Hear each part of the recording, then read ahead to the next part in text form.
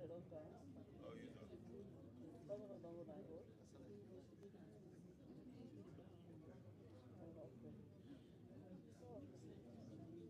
Okay then.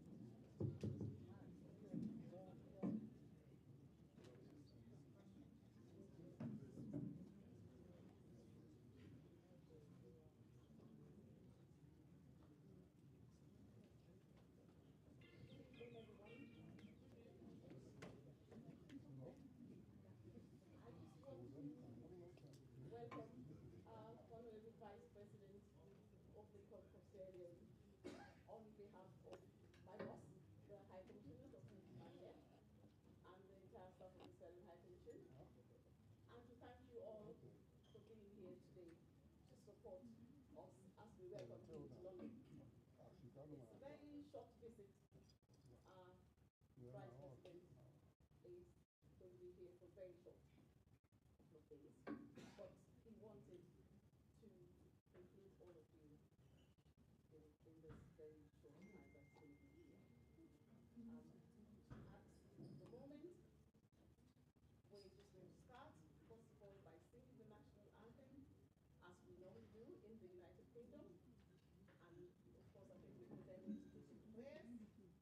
And after the prayers, we have opening remarks by High Commissioner, and then the keynote address by the Honorable Vice President, Dr. Juldeh Jalloh. Then we'll have some Q&As. I think our information attaché is somewhere there. He's got a book if people have some questions they want to put down, and they'd be able to do so. And then we will try to answer as many as we can. We have some time constraints, so please bear that in mind. If you ask a question, let's try and keep it very short. Our HOC, Mr. Yankuba, will take on from this point what we've done the national anthem and take us through the whole program. But once again, I want to thank you all because I know how difficult it's been in London and we've been given a very short notice. This means a lot to us and to our Vice President and Vice President, His Excellency the President. A lot of you represent big organizations who support the efforts of our government. You do such great work over here in the communities in the UK and in Sierra Leone. And we thank you very much for that. We have not been able to invite everyone that we would love to, but I hope next time that he's here, we'll have a much, much bigger gathering. But for those of you who may be here today, I want to really thank you from the bottom of my heart. We do appreciate you, and we appreciate our Vice President for taking this time to come out to see us. So shall we start with the non-stand and sing the national anthem?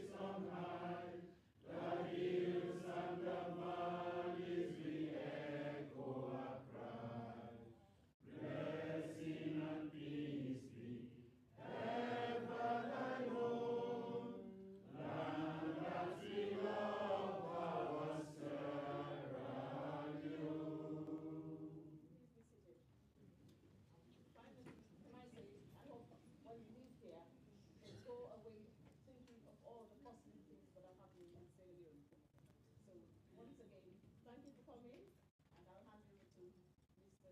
Yankuba. Good evening, distinguished ladies and gentlemen. We are here to welcome our Honorable Vice President, Dr. Juldeh Jalloh. He has been on a long trip to Europe, and he has taken up his busy schedule from France to come and visit us in London so that we have time to talk to the Sierra Leoneans and explain the development thankful. Without much ado, we're going to move straight to prayer. I think we have to do it silent prayer. What is that prayer?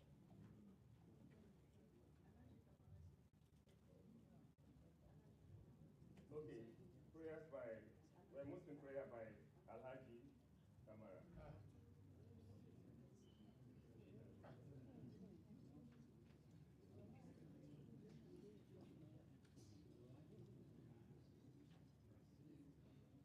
Assalamu alaikum wa rahmatullahi ta'ala wa barakatuh.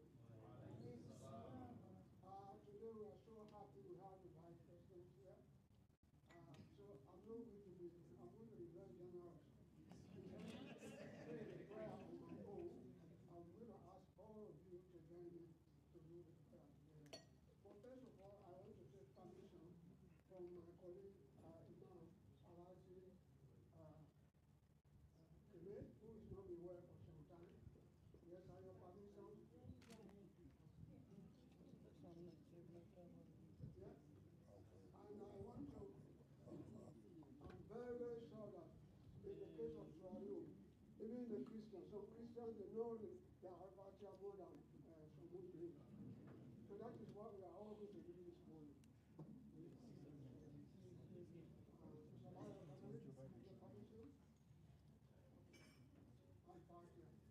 أعوذ بالله من الشيطان الرجيم بسم الله الرحمن الرحيم الحمد لله رب العالمين الرحمن الرحيم مالك يوم الدين إياك نعبد وإياك نستعين اهدنا الصراط المستقيم صراط الذين أنعمت عليهم غير المغضوب عليهم ولا الضالين.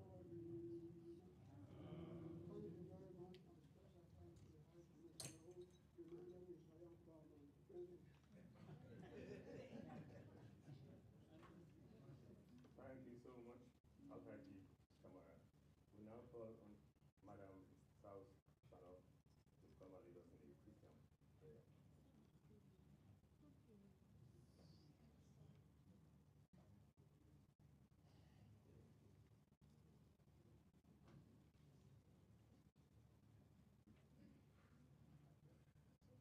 Good evening, ladies and gentlemen. Good evening, our Vice President, our High Commissioner, and our Deputy High Commissioner.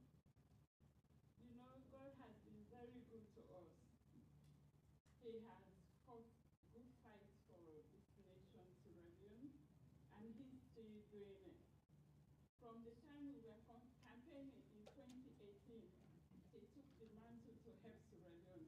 He's still there, helping you day in, day out. So we're going to sing one song, What a Mighty God We Serve. Then I will do short prayer. What a mighty God we serve. What a mighty God we serve.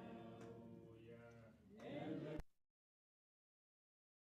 heavens adore him. What a mighty God we serve. Oh, praise his holy name. Oh, praise his holy name. The Lord is my shepherd. Oh, praise his holy name. Oh Lord our God, how majestic is your name in all the earth. We thank you for you taking us under your wing as a nation. You said, I will be with you. I will release all the resources I have gathered for over the years from time beginning. I will release it to rebuild Sierra Leone again. I will be with you through thick and thin. I'm there with you. So God, this time is just a time to say thank you to you for the marvelous work you are doing in our lives, in the lives of our leaders, and everybody in Sierra Leone. I know in our lifetime, we will see what you are doing. Sierra Leone will become a new nation in your name. same way you have shown to our leaders. We pray that you will continue to protect them, aid them, and direct them. God Almighty, you protect the nation from natural disasters and man-made disasters. Any evil plan by anyone, you cancel them all. And God, let your favor continue to be over our land, from one generation to the other until you come back. Thank you so much for our Vice President. He could make this time to meet with us today. Some of us have only seen him in pictures, but today we have laid eyes on him. Thank you for his great support to the President. One day we haven't had anything contrary. He's there, through thick and thin, supporting his brother, so they can do a great job for our people. Continue to uphold them. Continue to bind them together in love and unity. And we also thank you for our High Commissioner, the work he is doing among us here, and his team. Continue to bless them. Continue to uphold them. And the Sierra Leonean community here, God, bind us together all in love and unity. Help us to see our country become a new nation. Thank you for everything you have done and you will continue to do. And we commit this meeting into your care in Jesus' mighty name. Amen. Thanks so much, Madam Sarah. At this junction, I'm going to call on the High Commissioner of Sierra Leone, accredited to the United Kingdom of Great Britain and other Ireland, to come and make his opening remarks. Dr. Warwick Ombamaiwo.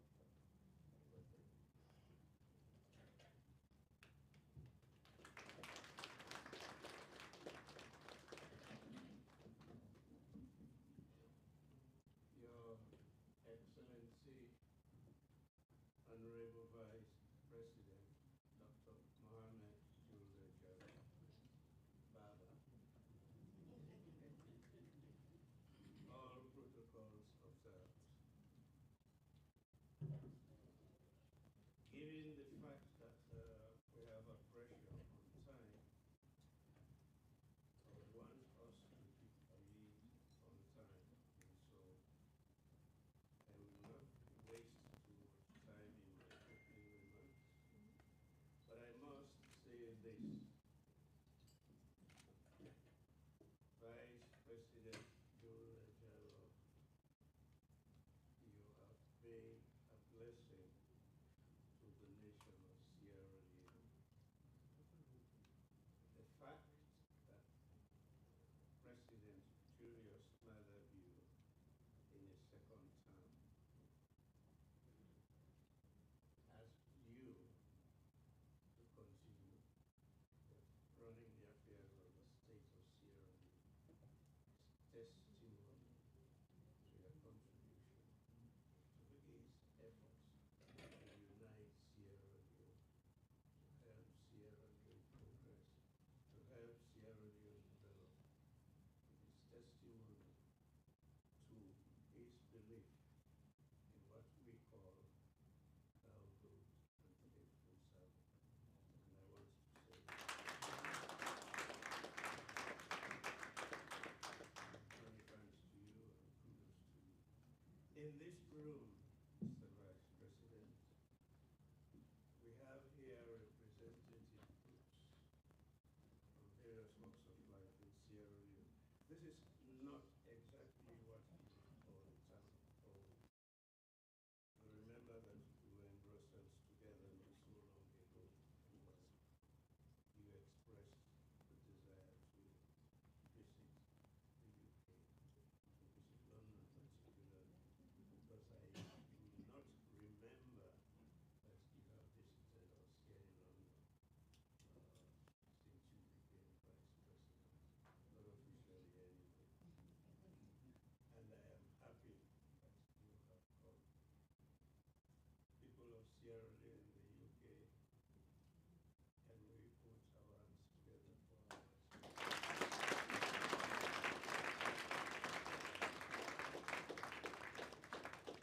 I know that well, just about everybody in this room would want to ask some questions. What we will do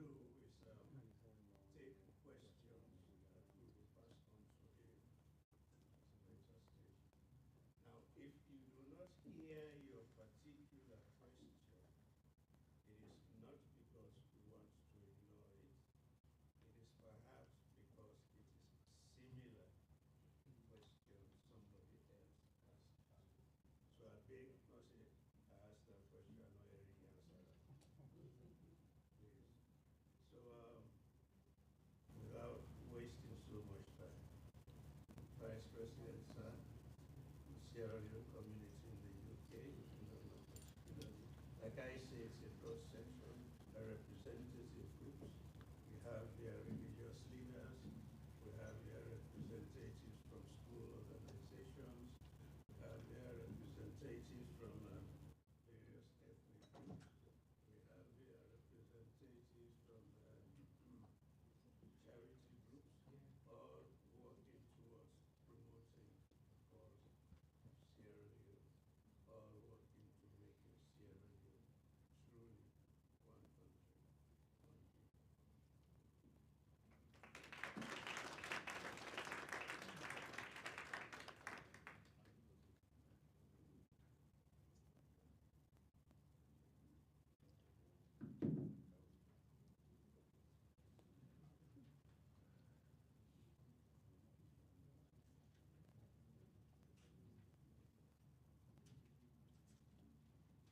At this junction, I'm now going to call on the Honorable Vice President to make his keynote address.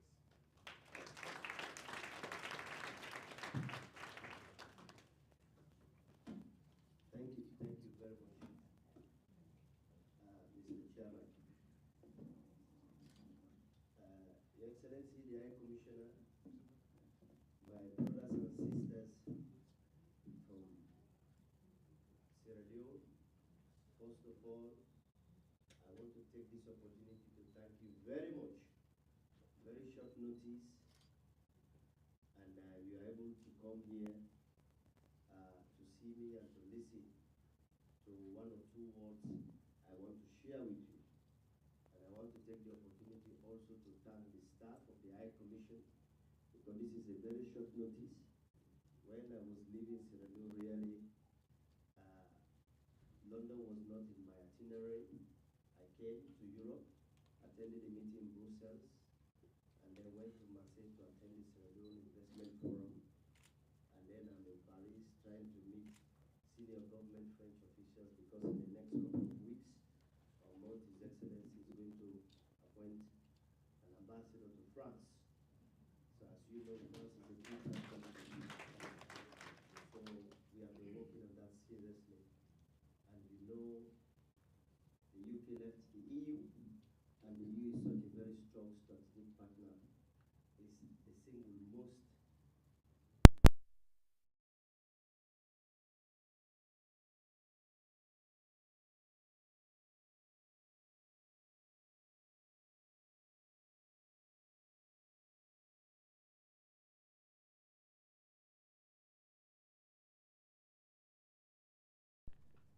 that enjoy permanent seat and representative in the Security Council.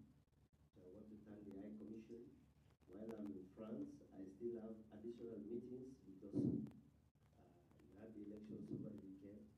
Then I told the Commission that I can come to London, and then because I have never visited London since I was elected Vice President of the Republic of Sierra Leone, to meet with stakeholders. So I want to thank all of you for taking time to come. I know this is summer and this is the weekend. It is not a very fine time to move people around.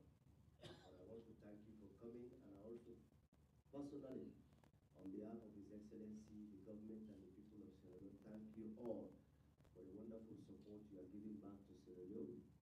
Like the High Commissioner told me when we met in Brussels a couple of days ago, that it's going to invite associations, NGOs, stakeholders that are one way or the other are supporting actions back home, particularly social actions, and some of them are also investing in Sierra Leone and doing business in Sierra Leone. You know, my responsibility, like I usually say, I'm a politician. One of my principal responsibilities is to give hope. To give hope. As a politician, if you don't know how to give hope, very difficult for you to get people to rally behind you. So I'm here to give you hope of that small country of yours, about 8 million people. You know, in the last 5 years that have done great things against the background of very, very difficult situation. I used to tell people, and I even told people from the Sierra Leone High Commission staff, I said, when I was a student in France a couple of years ago, I used to come to UK every summer holiday. And I to accompany my relative to Costco. And I believe the kind of money you need in those days to buy 500 for you can fill your cars. But now you go to Costco with 500 for, I don't think you can fill 2-3 cars. It shows that the world all over, not only Sierra Leone, West Africa, all over,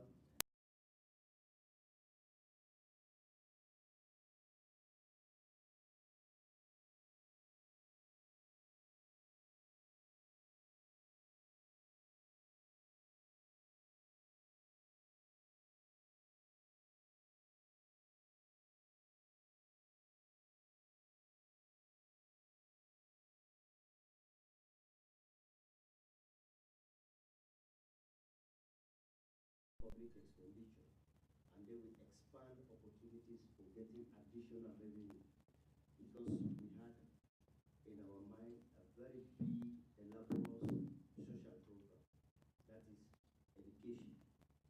We thought His Excellency said that we are going to use human capital development as a pathway to turn around the fortunes of this country.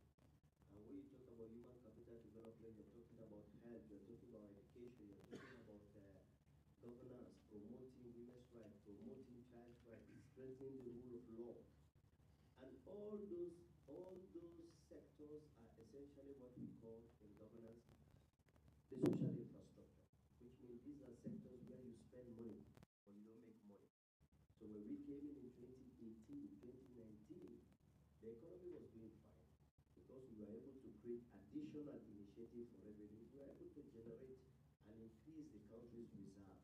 The country's reserve at that time was around 450. We increased it to nearly $600 and something million. And then we were able to take 22% of that GDP and put it into education. When we came, the health budget was like 6%. We were able to increase it progressively from 6 to 8, 8 to 10, and now today the health budget we are at 11.2%. We are able to increase the budget in agriculture. We are able to increase the budget in the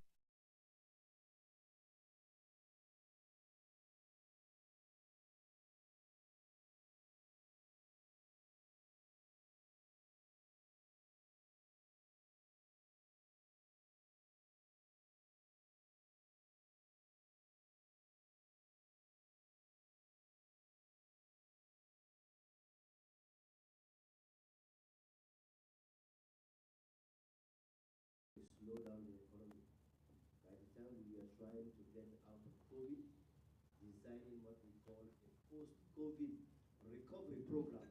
When the Ukrainian crisis came, what is the impact? The impact is high transport costs, high freight costs, high energy costs. So the government moved automatically to a position of subsidy.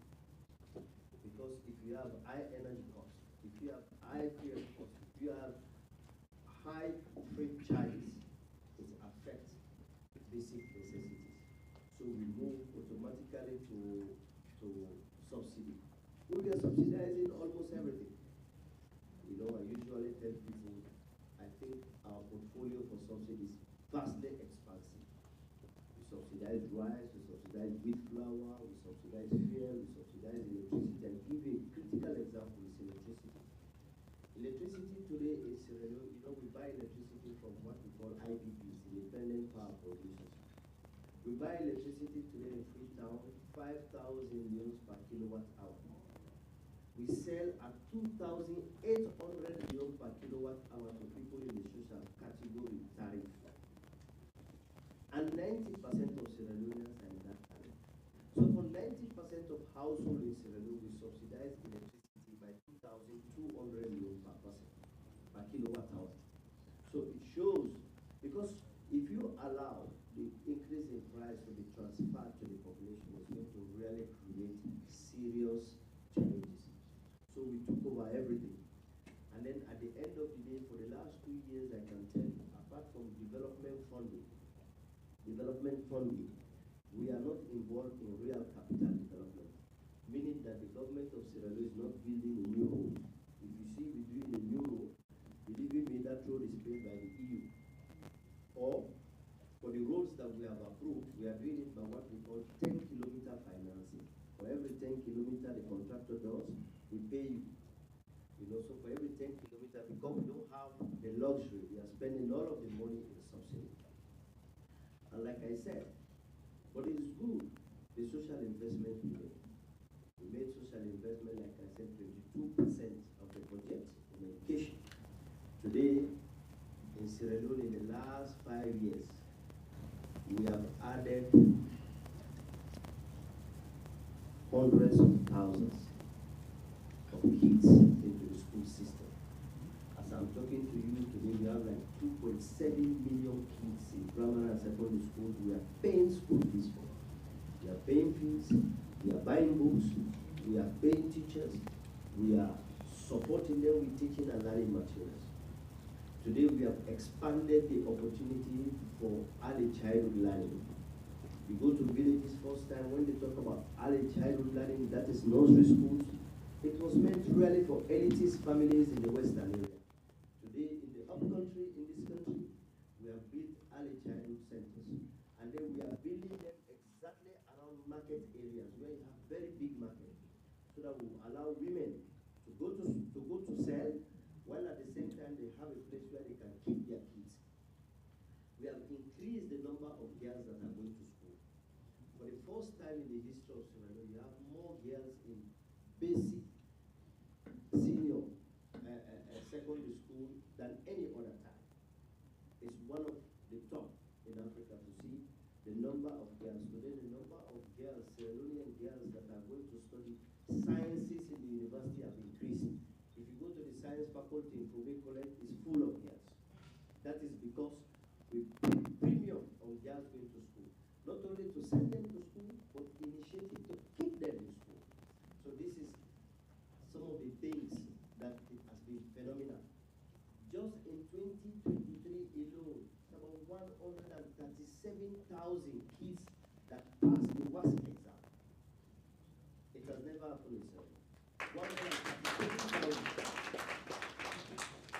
We have recruited thousands of teachers. So the education sector have done wonderful job.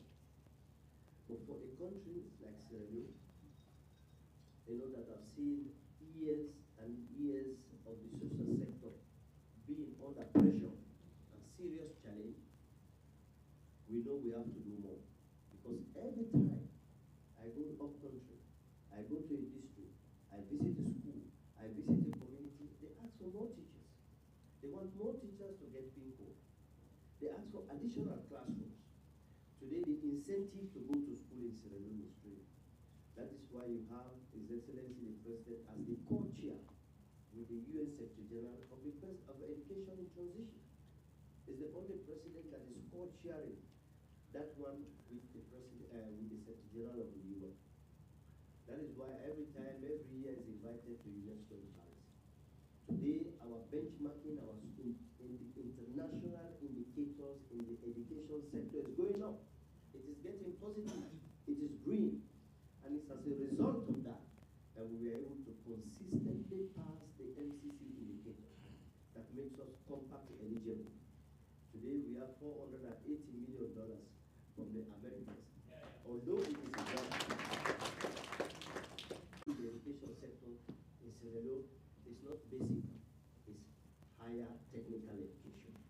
Because if you have 137,000 students passing WASC alone, it means 137,000 students are qualified to go to higher technical education.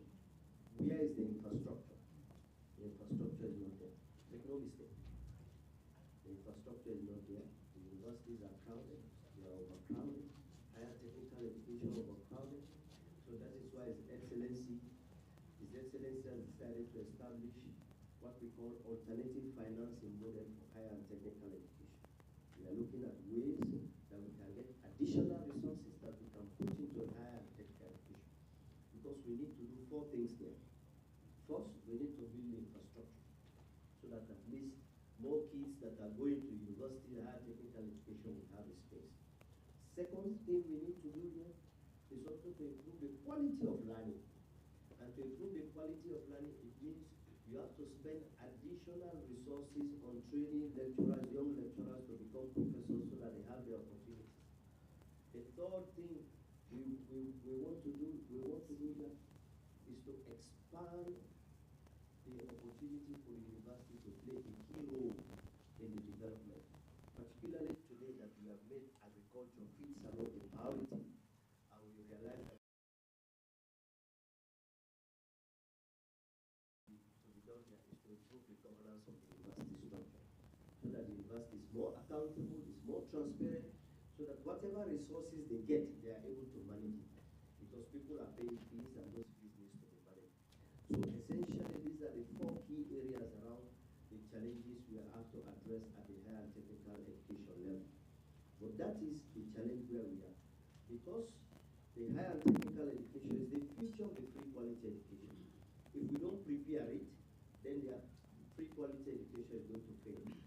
So that is it, and we are working. Now we have a very young Minister of Education, a lady, very young lady, Dr. Uri. So she's working on that model for alternative financing to see how we can develop ideas to support higher education. But across the board, I must tell you, if you travel outside of Sierra Leone today, outside of Freetown, like the last worst NPSC result, places like Falaba, they did extremely very well. If you know Falaba is far removed from Freetown, and the road network there is very difficult. But kids there are doing very well in public examination. That is the satisfaction for education. On the head, like I said, when we came, the budget was like 6%. We increased that to 11.2%. But the focus for the health sector is maternal and infant health. So when we came in, we realized that we need to reduce maternal mortality to the lowest. When we came in, maternal mortality was like 107,000 per 100,000 life back.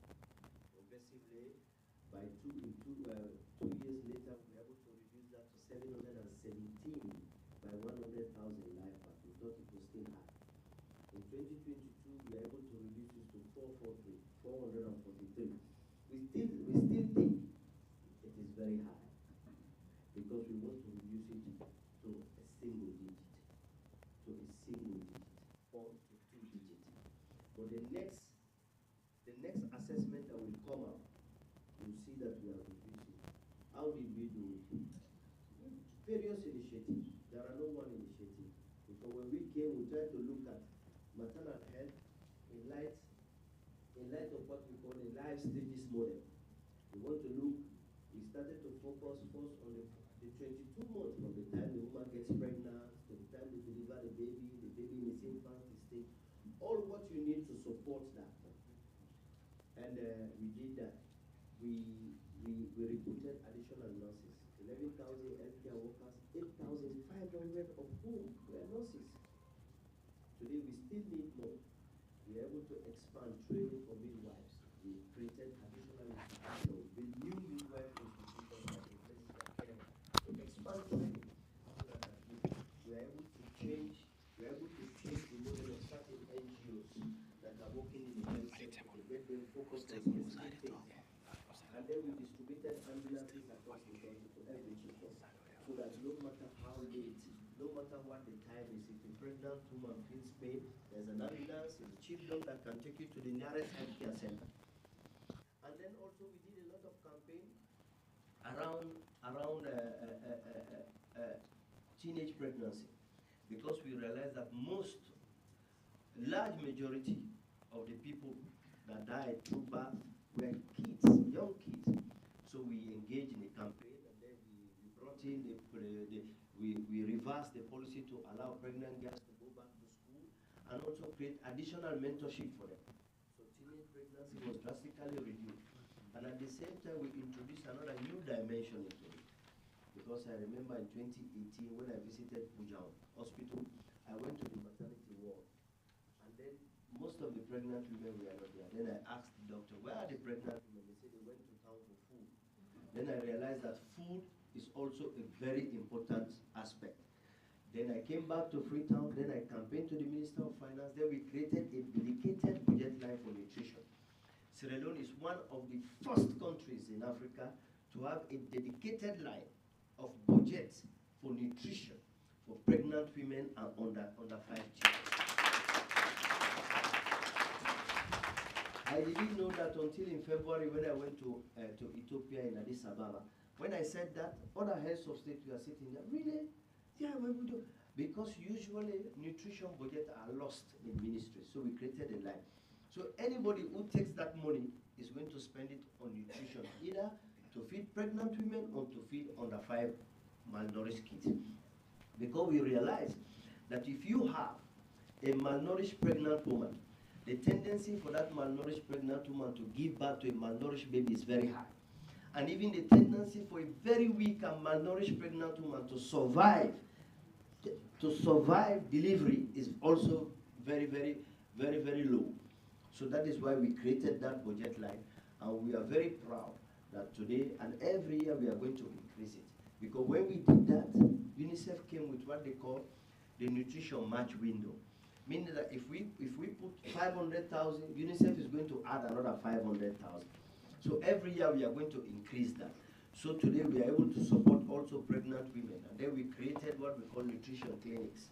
You know, these are all working directly under my office.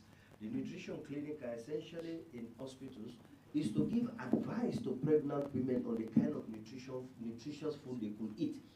Because some of these food, they are present in those communities. So this is what we did to reduce maternal health and as well as infant health. We are able to increase baby care unit. Because when we came in 2018, special baby care unit, we are only at the regional level. Like if you go to the whole of the northeast, you have it in Makeni.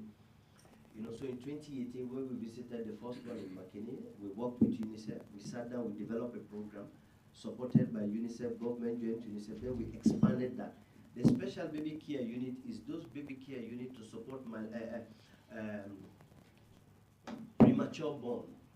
So today in Sierra Leone, we have reversed the tendency. Before 2018, it's about 20% chance for a premature born to survive. Today is 20% chance that a premature born in Sierra Leone will die. So we changed it, we changed the whole arrangement. So today you have baby care unit in most of these districts where we can support them. So a lot is going on in the social sector areas. But interestingly, I will want to talk a little bit on the productive sector. Why the productive sector? The productive sector is very important because if you have a government that spends nearly 22% of its budget on education, 11.2 on health, and then a lot more creating a special dedicated line for malnutrition, supporting water, supporting this, then that government needs money to spend. Where do you get the money? It means government has to expand opportunity for the productive sector so that to encourage people to do business, so that you create a competitive business environment so that people can do business and their business can thrive. They can make profit. When they make profit, they are able to pay taxes and they are able to create additional jobs for Sierra Leoneans. And when you create jobs, then obviously you are able to help the economy because more people put more money into the economy and they pay additional tax. So in the last couple of years, we have been focusing seriously on creating a competitive environment for businesses. So His Excellency established the National Investment Board, of which the President is the chairman. I am the co-chairman of the National Investment Board. It is supervised by my office. It is directly working under my office. The National Investment Board is to identify all the key obstacles to supporting people to do business in Sierra Leone. They have been working. We are trying to reduce the barriers, every time to reduce the barriers. This is a way to encourage people so that they can do business with less hassle. Because usually when people go to do business, not only in Sierra Leone, but most sub-Saharan African countries, the obstacles are so much that they become very frustrating points for people to just close their business and come back. So the National Investment Board is there to support and look at this obstacle, to support small businesses to grow. We are also side by side putting programs in place to support small businesses to grow, particularly businesses that want to invest in feed salon. we are also working on thinking, working around a model that we call how do you support people who want to work in the agricultural sector to get money from the bank. Because if you look at the banks today, the banks are charging very high interest rate. So if you depend on the banks in Sierra Leone, particularly if you want to invest in agriculture that is considered as a high risk sector, you don't get money. So what we are working on what we call collateral approach to supporting businesses. Meaning that at the central bank, government is going to put money there. And that money will be there as a collateral to support people who goes to commercial bank to take money to invest in feed salon. Because the whole idea that we want to encourage people to be in food production. And in food production, it's not only food production is a chain, it's a value chain. You know, it's from growing to processing and to commercialization. So that is a chain in itself. It necessarily means that when people go into the feed salon, you have to look at the chain that you identify where you can add value. Maybe you are on the commercialization end. For example, you have people who are in animal husbandry. You know, they can slaughter the cow and then you can package the cows and then you can package the meat and then you supply the meat. So in all that chain, we are providing opportunity for people to have soft credit, meaning soft credit.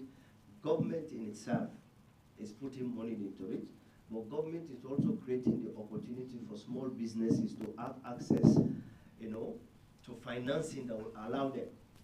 Because the whole idea, the principal idea, objective of feed salon is to reduce our food dependency, our food import dependency. In 2018, 2019, when we came, we were spending about $520 million alone to import food, and that has increased, by the way. And out of that $520 million, in 2019, we were spending $240 million alone on importing rice. In Sierra Leone, by 2018, 2019, we were importing almost everything from water to Coca-Cola. And these are things that we can produce. So what we decided in 2019 was to create a soft landing for people who want to go into what we call import substitution. Meaning like things like water, things like soda, things like soft drink, Coca-Cola, orange juice, things like fruits, these things that Maggi cube, cooking oil. So we encourage. So today in Sierra Leone, believe you me, we have companies that produce Maggi cube. Yes, it is there. We have companies that produce butter, soap, cooking oil. We are exporting cooking oil to Guinea, to Liberia, to Mali, to Senegal. And I know this because I went to this country myself to sit down with the authorities so that to allow this cooking oil to enjoy what we call the common ECOWAS tariff. What does that mean? It means if you produce something in Sierra Leone, if that product goes to any of the ECOWAS country, does not need to pay customs. It is only going to pay maybe what we call transit fee. So that is what we call the common ECOWAS tariff, the ELTS. So these are things. So we even export soap noodles. These companies, because today Sierra Leone is the largest oil palm producing country in Africa. We produce oil palm. So we have 2 factories today that produce cooking oil. They produce soap noodle. We export special oil designed for cosmetic to Nigeria. Yes. And these are companies that are there. They are doing very well. These are companies that we are supporting to have additional capital, not only from Sierra Leone, but outside of Sierra Leone. Even when I was at the investment forum in Marseille last week Friday, by this we were in Marseille. Last week, we were discussing with French companies because today we have done a lot of work with the French government. So now Sierra Leone, for the first time in the last 20, 25 years, we have access, our companies, businesses have access to direct French lending from their banks. Yes, we did that because in 2018, 2019, we came to Paris, we had a lot of meetings, we asked the French to do 3 things. And believe you me, they have delivered. We asked them to open an embassy in Freetown. They said, look, we cannot open an embassy, but we are going to open a level 2 embassy. They call it in French, antenne diplomatique, with a chargé d'affaires. We asked them to deliver visa, Schengen visa. Today they are delivering Schengen visas in Freetown. We asked the French that we want to have direct access to the to development aid from France. Today, Agence France Development project in Sierra Leone, including opening up French capital for businesses, you know. So you have companies that are there. There are now French companies that have positioned themselves to tap into these opportunities to go to Sierra Leone to do business. So essentially, the whole idea, like I was talking about feed salad, is import substitution.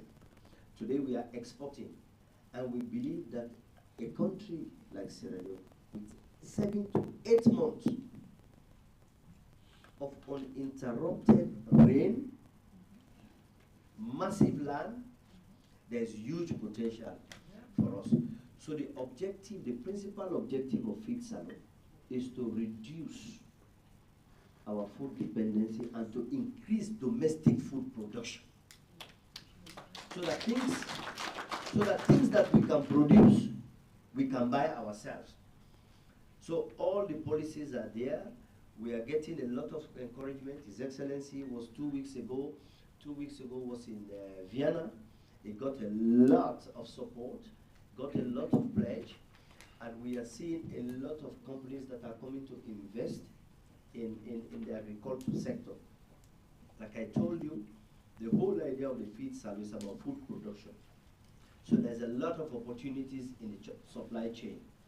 There's a whole lot going on. Of course, we are passing progressive laws. We are passing progressive laws, meaning that we are strengthening, we are trying to strengthen the governance framework, and more importantly, we are supporting women empowerment, gender equality. We passed the famous Giwi Act today. Since independence, it's the first time you have a parliament in Sierra Leone where you have over 30% of MPs that are women. You have over 30% of ministers that are women, not only women, but very, very young ladies. Imagine ladies that send strong message and give hope to the millions of young girls that are going to school in Sierra Leone. We have opportunities wherein we are creating financial inclusion for women, special programs to allow them to have access to financing and loans so that they can also participate in the feed salon. The other key area in the next big 5 challenges we're working on is tourism.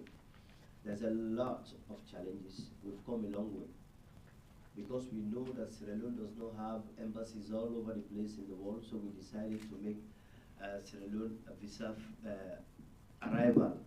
on arrival. I just told the High Commission, we are seriously pushing so that Sierra Leone becomes a visa-free country for now, to encourage more people to go to Sierra Leone, and also reducing the stress to travel to Sierra Leone. There's a lot of stress to go to Sierra Leone. We know that. The stress first comes. The second way you get to Lunge, you pay charges, you cross the boat and you go there. So we are working very hard. The Minister of Tourism was here last week, and she gave me an update of our meetings here. We also gathered a lot from Marseille. We also gathered a lot. We continue to gather a lot from France, because I met big tourism firms outfit in Paris on a daily basis, and we know the challenges. The challenges is the transition to Freetown. Now we've got Ethiopian Airlines is flying from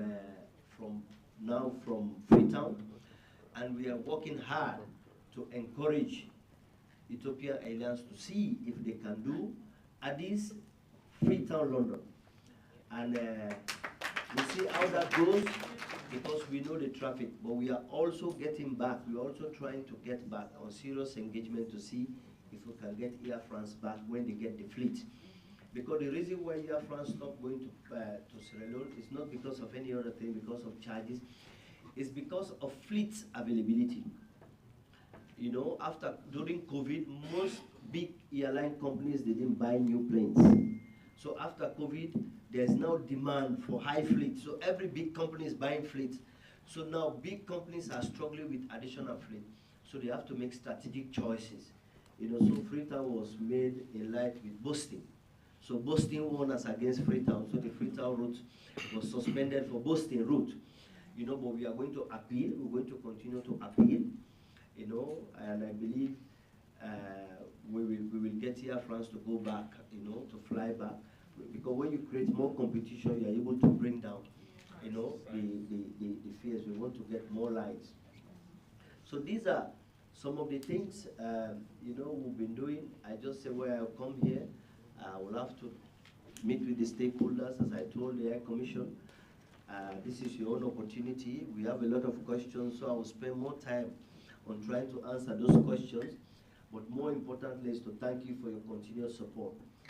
Because I studied in France, I have spent some time in Europe, and I know I have colleagues in France who wrote their PhD on how the diaspora community has been supporting Africa in the 80s and the 90s. And make no mistake, from the 80s to the 90s, the existence of the state, not only in Sierra Leone, but most sub-Saharan Africa, is because of the diaspora community in the West. I want to thank you for keeping Sierra Leone together, because the kind of support you are providing back home is not equivalent to what a state can produce.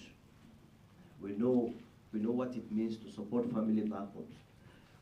I am here, I am in charge, I am responsible for the Hajj, and I know how many kids, the only people outside of government scholarship, that goes to Hajj are the ones that are supported by their families in the diaspora. We have evidence because it's in my office. So most of us, we went to university. We were able to get education because our brothers and sisters were outside in the West. They are working very hard. They are supporting us. So in a large way, you have supported the survival of the Sierra Leonean state. You have supported Sierra Leone to stand up at a time when neither government nor the international community could bring that kind of support. I keep telling Sierra Leoneans back home that the diaspora community is the oxygen of the state. I did not mean for the support to provide. And when I come here and I see, I just told the High Commission staff today that Sierra Leone, we have our own challenges, we have our own problems. We all know. But we are fine people. We are good people. I have gone to universities in 2 countries. I've studied in Ghana, I studied in Nigeria. I was telling a story to the High Commission. I said, when I was in University of Ibadan, when I go, I pray with the Christians, I pray with the Muslims. And my colleagues were confused. Hey, Juldeh Jalloh, where are you there? When time goes to, I go with them. You know? And I told them, I said, this is what we do in Sierra Leone. And they found it very amazing. You understand it? And that is Sierra Leone. And I tell people, when I travel, I've worked for 17 years as an international expert, most of which for the UN. I've worked in 4 continents, traveled 4 continents. And anytime I meet people, I tell them that I'm from Sierra Leone, UN staff. They tell me, wow, that is the country where I've enjoyed my mission the best. Yeah. They talk very highly of us. So this is a country of fine people, you know, and I tell people, that is why we all should fight and work to promote national cohesion.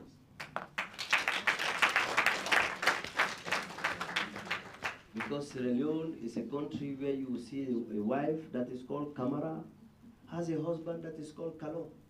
You see a wife that is called Sise, has a husband that is called Mwegwa. You see a man that is called Kaba, has a wife that is called this. This is what our grandparents used to do, our parents used to do. This is a fine and fantastic country. This is a country, if we are given the opportunity to take people by their talent, to judge them by what they know, by their character, we can come together and develop a very beautiful country. So that is why I usually tell people, let's work hard to promote national cohesion. Let's support national cohesion. Let's work together as a country. We have a country that has got huge potential. Today we have over 20 billion tons of iron, one of the largest reserve in the world. One of the largest reserve in the world. Anywhere I say it, people say, wow, we have gold. They discovered lithium. As I'm talking to you, the biggest lithium company in the world is in Sierra Leone today.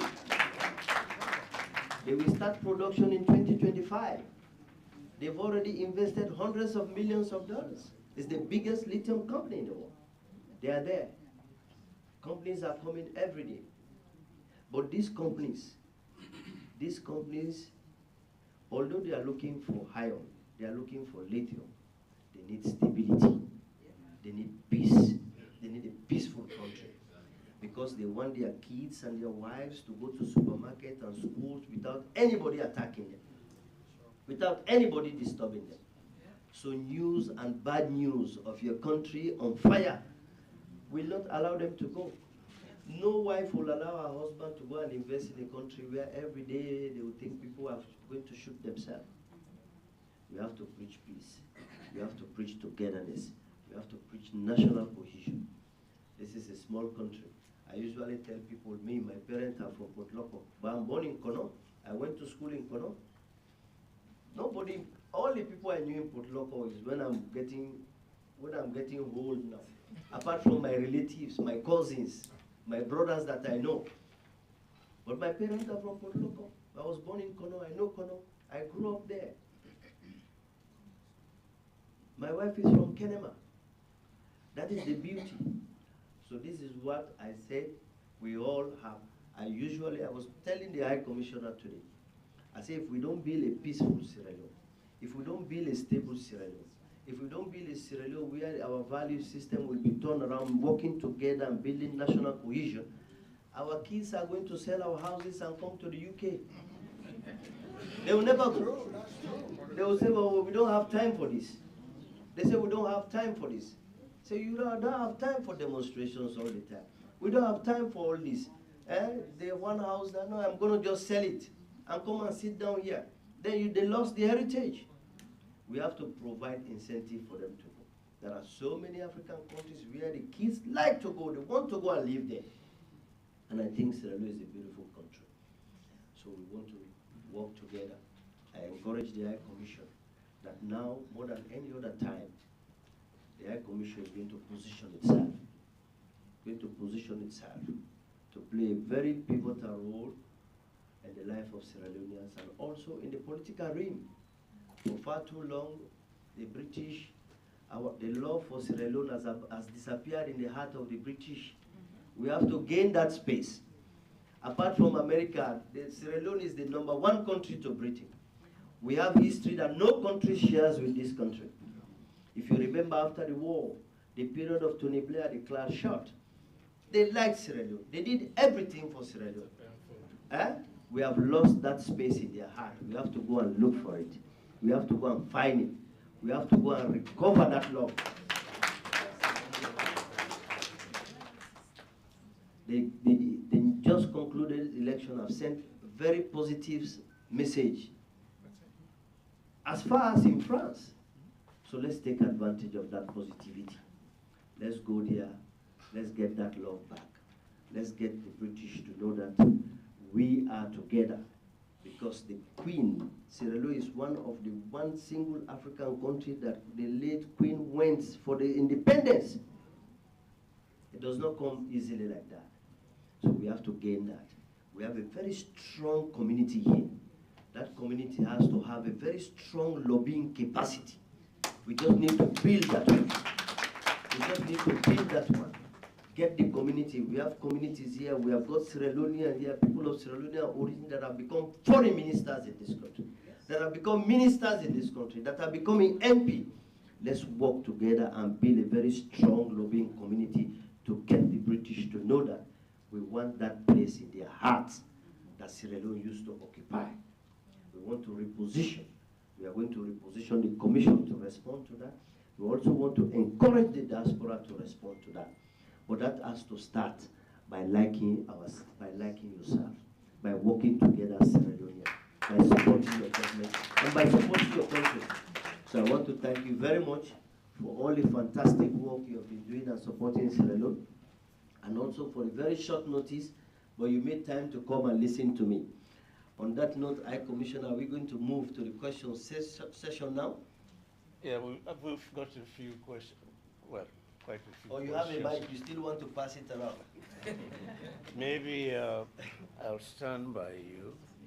Okay. I've been trying to, going back to being the school teacher that I have been, just trying to, we have questions on, let's see, on climate change. Yeah, fantastic. We have questions on youth unemployment, road safety, support to veterans, support to sexual violence victims, sexual gender, support to charity organizations. So I don't know. Well, I will start on support to charity organizations operating in Sierra Leone. I know the space,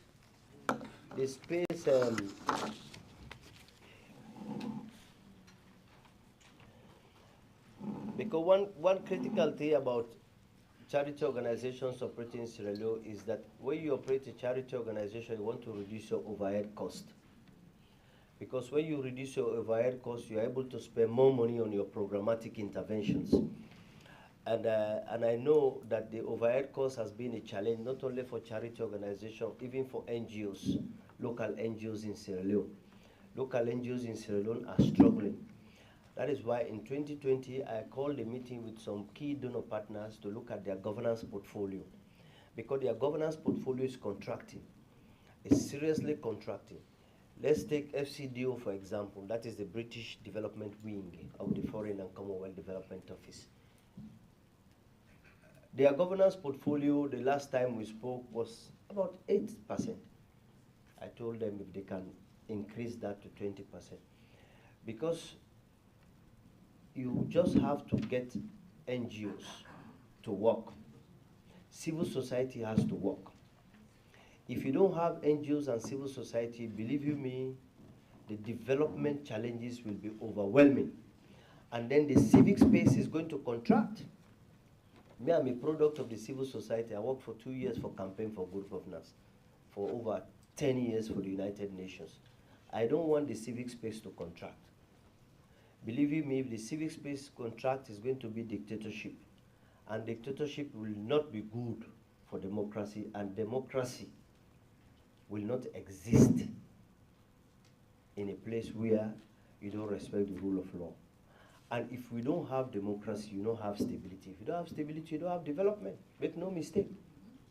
So I've been supporting, working with civil society to see how they can get. For charity organizations, I don't know, I can give the mic to one charity organization maybe to be specific on what specific support that they need from us. Yes. Specific, so that I can be able to answer. No, you can just talk if I can hear you. Okay. My name is Susan Cole. Yes. I used to live in London, now I live in Spain. So imagine I came all the way from Spain, I'm here. Okay. Okay. Yeah, as you just said, the president is, really big on education because it develops the country. So we have a school and an orphanage and everything.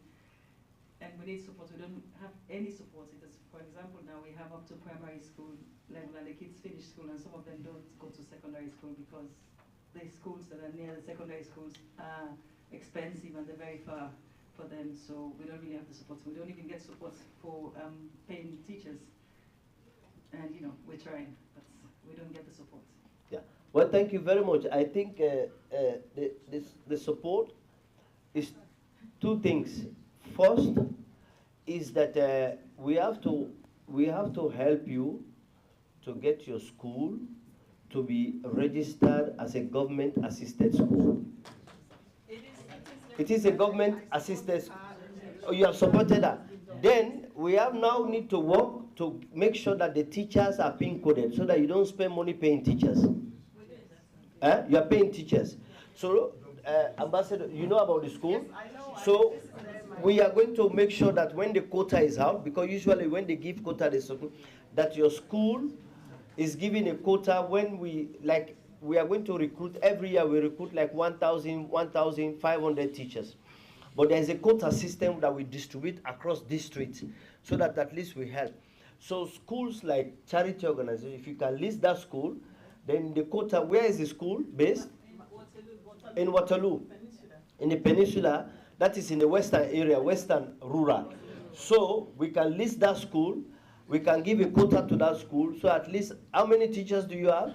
We have 8, sir. 8 teachers. We can give a quota to that school so that the teachers get pin coded, so that the salary is not, that salary now you can use, it can reduce your overhead cost.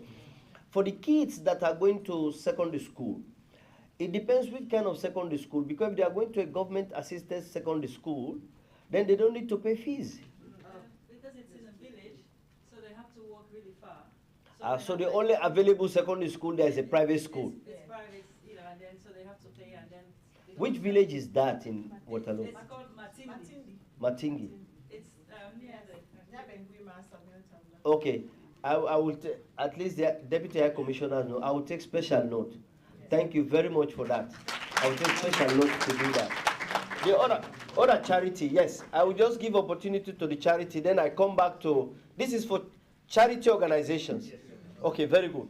Yes, can you just stay with the mic there so that we go? I will just take all the specific questions.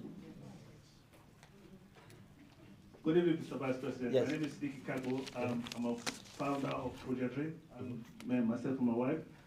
Normally, we support government initiatives in health and education, but we have so many challenges. I think the High Commission here that we are, in 2022, we shipped like 40 containers of medical items to be donated to the Ministry of Education and the Ministry of Health. Unfortunately, the challenges I had to clear those items from the quay to be delivered to those areas was huge, so huge that actually, if I was not a Sierra Leoneans, I would say I would never do that again, but that is my home. I'll do what I can to support my country. And last year, again, this is something I do all the time, myself and my wife, and last year, we actually shipped another container again. We spent about £8,000 to clear that container to be delivered again. And as I'm speaking now, we are on Thursday next week, we ship another container of medical items and books to be delivered again. But the challenges are so huge to get these things out of the port to be delivered to these communities.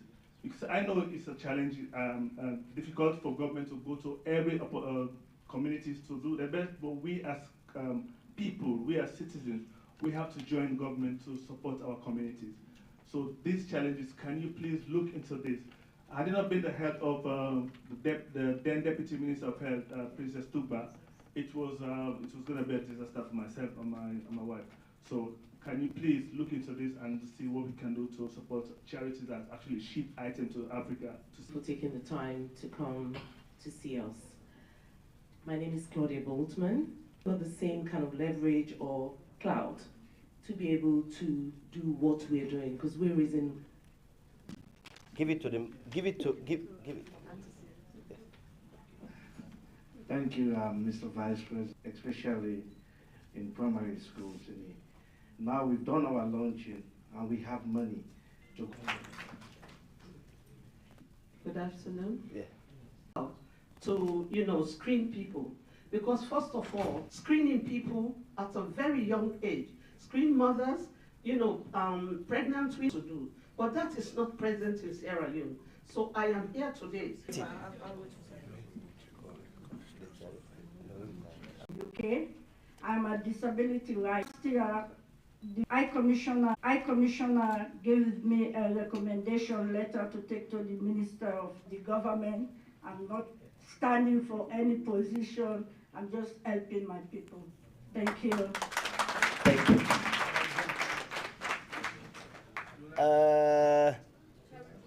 Can I take, okay, I want to take as many as the charity organizations.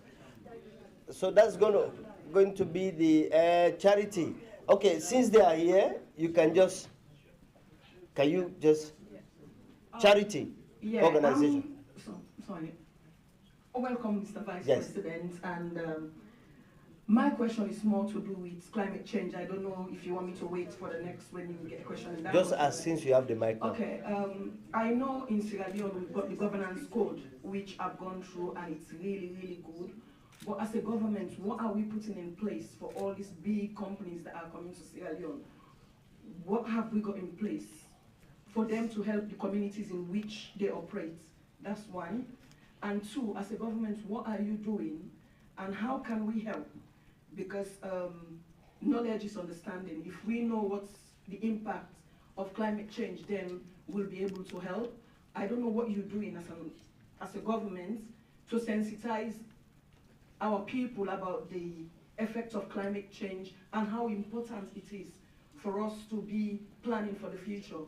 As you know, there's been loads of flooding, and the palm oil that you specifically mentioned that has been exported to other countries, you know there are impacts and costs to the communities in which these things are grown. So what are you doing as a government, and how can we help from the diaspora? So that's all. Thank you. Thank you. Let's go to the back and get some more people from the back. Charity organizations. Yes, it is. Yes. Thank you very much, sir. My name is Mimi Kona Rogers. I'm the chairperson of the Organization of Sierra Leonean Healthcare Professionals Abroad. Oh, good. It's called TOSHPA. Yeah. We've been around for quite some time now. I'm really not going to go into the history of that at present. However, what I'm going to stress right now is we are currently working in Bo Government Hospital to screen diabetic patients. We got a grant from the Budget Trust last year. I was in Freetown last year, or let me say Sierra Leone last year, to get the ball rolling, which has started. And with thanks to the Ministry of Health, actually, they made that possible for us to get all the paperwork done, to get this work done. We are in Bo, and we started the screening of diabetic patients in the community in January. And so far from January to now, sorry, I'm just giving statistics as well and the background. From January to now, we have screened over 7,000 people. And whilst we are there, we were actually promised that the nurses that we'll have from Bo Government Hospital will be retained until we complete our work. But I think in March, that is how the government works anyway. They kind of like take their nurses to go to other places to train. But we would like to have nurses to carry on the work that we are doing. And honestly, I cannot thank them enough what they are doing. For us, we go every 2 months to assist them. We have our diaspora officer there, Betty Fale, who is on the ground, thankfully. She sacrificed her time to go there. We sacrifice our times, like most of us here. So I'm appealing that when we have nurses, to retain them. Our project is going to end in October of this year. But then we had a meeting to say the benefit that has been received from the community, if we leave, what is the impact? So we have decided that we'll continue that work for the foreseeable future. We pay the nurses from our budget right now. But now our dilemma is, how can we continue? And TOSHPA cannot continue to do that because our money that we get are from our own monthly contributions. So we need help from the government or Ministry of Sierra Leone to assist us with this. We can buy all the other diabetic items for the hospital. And I know how the hospital has benefited from the project that we are doing there right now. So my appeal to the ministry, to the government, is for us to continue with this project. And I thank you. Thank you very much. Let me just respond to charities that are working in the health sector. You know, I have a health unit in the office of the Vice President, a health unit. As I told you, I'm supervising the Ministry of Health. The health unit, I have a unit called the health unit. And the head of the health unit she's a British lady called Catherine. So I'm going to give you a number. Take it down. All charities working on health in Sierra Leone, if you have a challenge, you call my advisor on health, and then from my office we'll be able to support you directly. So this is this is our number. Our number is +232 79 60 9314. Our WhatsApp number, I give it to you, +44 77 52 59 3232. This is for charities that are working in the health field. Importing, exporting, like if you are importing containers, my brother there on the container issue, you can contact her. The sickle cell issue, the number, what you want, which number? The UK number, yes. +44 77 52 59 3232. I think that's the WhatsApp number. These are two numbers. She is the head of the health unit in my office. For all those ones that are working, charities that are working around health issues, if you have a challenge, that is Catherine. You know, yes, she is the head of the health unit. I have staff there. We can support you directly from the office of the Vice President. And also, like the nurses you're talking about, ma'am, those nurses, when we go back, you can just tell me the number of nurses you want to be dedicated to your team that we can work on. I totally take very good note of Auntie's contribution on the sickle cell, on the screening. I think that is something I can share, you know, with the team and particularly with the Minister of Health. That is a very good point because I know young people also that are really struggling with that. In addition to that, a former Minister of Health called Robert Peru is organizing, is championing sickle cell campaign training in Africa. So he usually organize a big event in Senegal, you know, where they bring in doctors. So for the first time, we are also bringing doctors and experts on sickle cell to be part of that team in Senegal and share experience of how to treat them. I will just go through some of the questions already. The container ones, we have already spoken about it. So I give you that focal point. On ICT, I know, and the Walsh I know. But the Walsh, you know, you cannot extend your generosity to other schools.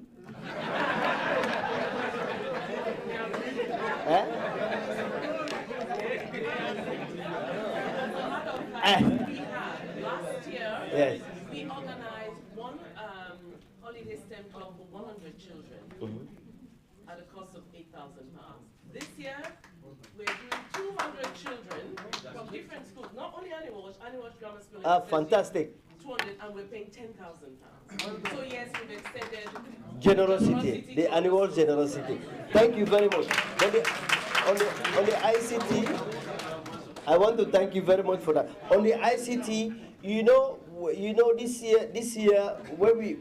year after the election, His Excellency decided to create a ministry dedicated for science, for technology, in innovation, communication, technology and innovation. And the minister, there's a brilliant young lady that has been doing extremely well. For the first time, we were able to hold a tech summit in Sierra Leone. And we realized that a lot of new courses has been introduced into the curriculum, and we are trying to support them. When I was in Marseille, we met with a company that their responsibility is ICT education. You know, it's an organization that is supporting ICT education. A lot have come to Sierra Leone. We are trying to expand that. But that is linked directly to the question of electricity. You know, in 2018, people think it's always a story. 2018, when we came in, electricity access in Sierra Leone was 16%. We have progressively increased that to 34%. And the 34% is essentially along four things. One is that we expanded what we call solar grid solution. You know, independent solar grid solution. You go to villages, you create a solar system. A little bit, it's a bit expensive for the villagers, we agree, but at least they have light. It's for small villages. We expanded that one. Off-grid solar solution. They are off-grid solar solution. The second, we hooked up to the 1,300 kilometer line from Cote d'Ivoire. That is called the CLSG line. So initially, we are getting 37 megawatt from them. But in the last couple of weeks, it was reduced to 17. So that is another new source of energy that has increased, generation. Of course, Bumbuna is there. It gives 40 megawatt. During the rains, it drops down to about 8 to 11. So electricity, but we are investing. The Americans are investing very close to 1 billion in the energy sector. 480 million from the MCC that is going straight to the power compact, you know, and then 480 million to the Melili company for increased generation. So we hope that with time, we want to move. Because the reason why we want to do massive investment in the energy sector, today what we enjoy in Sierra Leone, what we have in Sierra Leone is what we call utility energy. We use energy just to charge the phone, to light the houses and the hospital. But the energy is not supporting the productive sector. You need more energy so that when you go to do business, you know, most of those hotels and beaches, beach bar, you see, before 2018, they were not on the grid. I went one Sunday to the beach.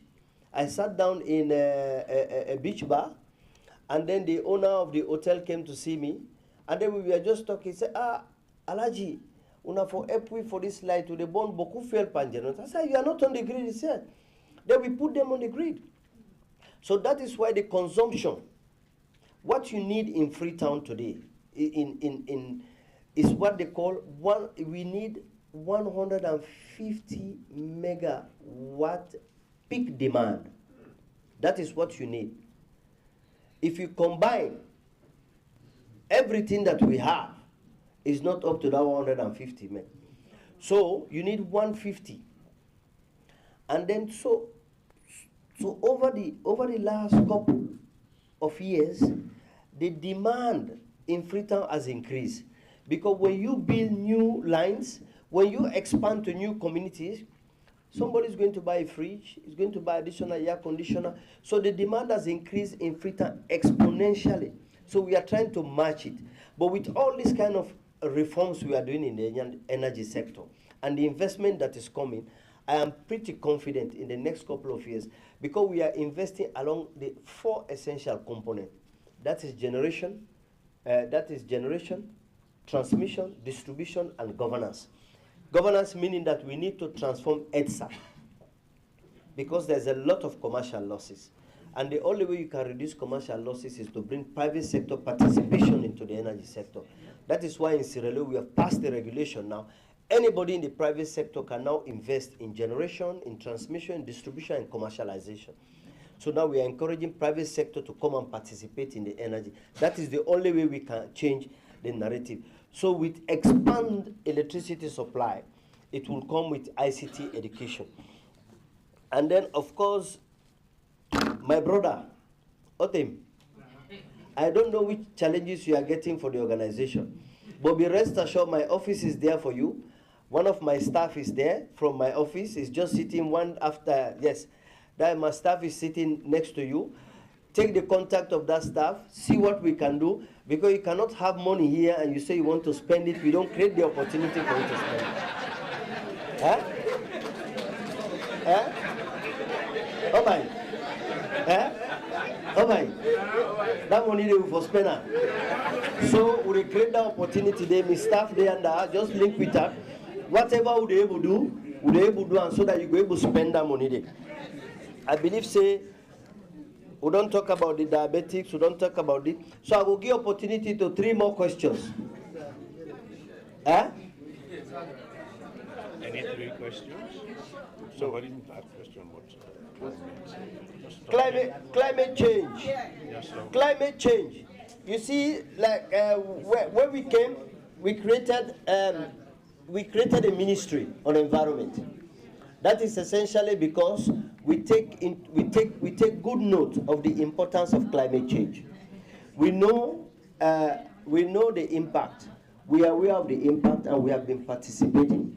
And also, don't forget that His Excellency created a special office, the advisor who is Dr. Kande Yumkela, to oversee the presidential initiative on climate change, renewable energy, and food security. That tells you the effort we are doing on climate change. Now, in the last couple of years, we as a country have been, before we didn't have this ministry, we were lost out in all the opportunities and international engagement on climate change. Now Sierra Leone is at the forefront of it. On sensitivity, we have increased the number of tree planting. We increased sensitization. We are working around reducing plastic, but very sensitive. It's about climate sensitivity and livelihood. We have to look for a middle ground. You understand? But there's a lot going on. There's a lot going on in that ministry, and it is a young ministry. So people like you that are working on climate change, I really want to encourage you. Because this is a very skeletal ministry. Very young, very skeletal. They are still looking for people. You know, if there's any way we can link you up with that ministry, is very important.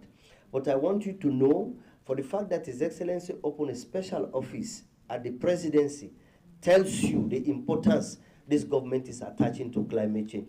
We all know the devastation, particularly at a time when the whole world is very, very sensitive about it. It is because of that also, when even we make a choice for electricity generation, we go in for renewable electricity, renewable energy. We don't go in for fossil fuel.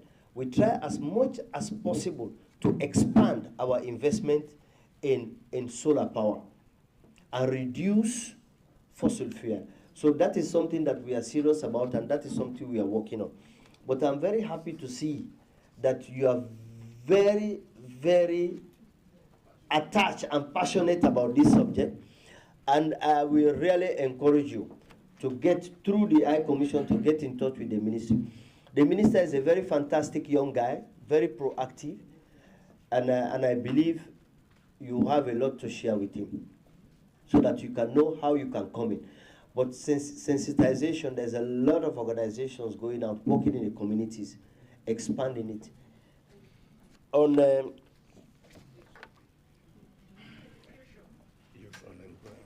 youth unemployment.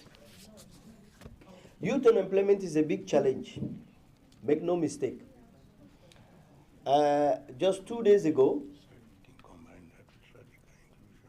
okay. Okay. A couple of days ago, the special advisor of the Prime Minister of Italy came to see me in Paris.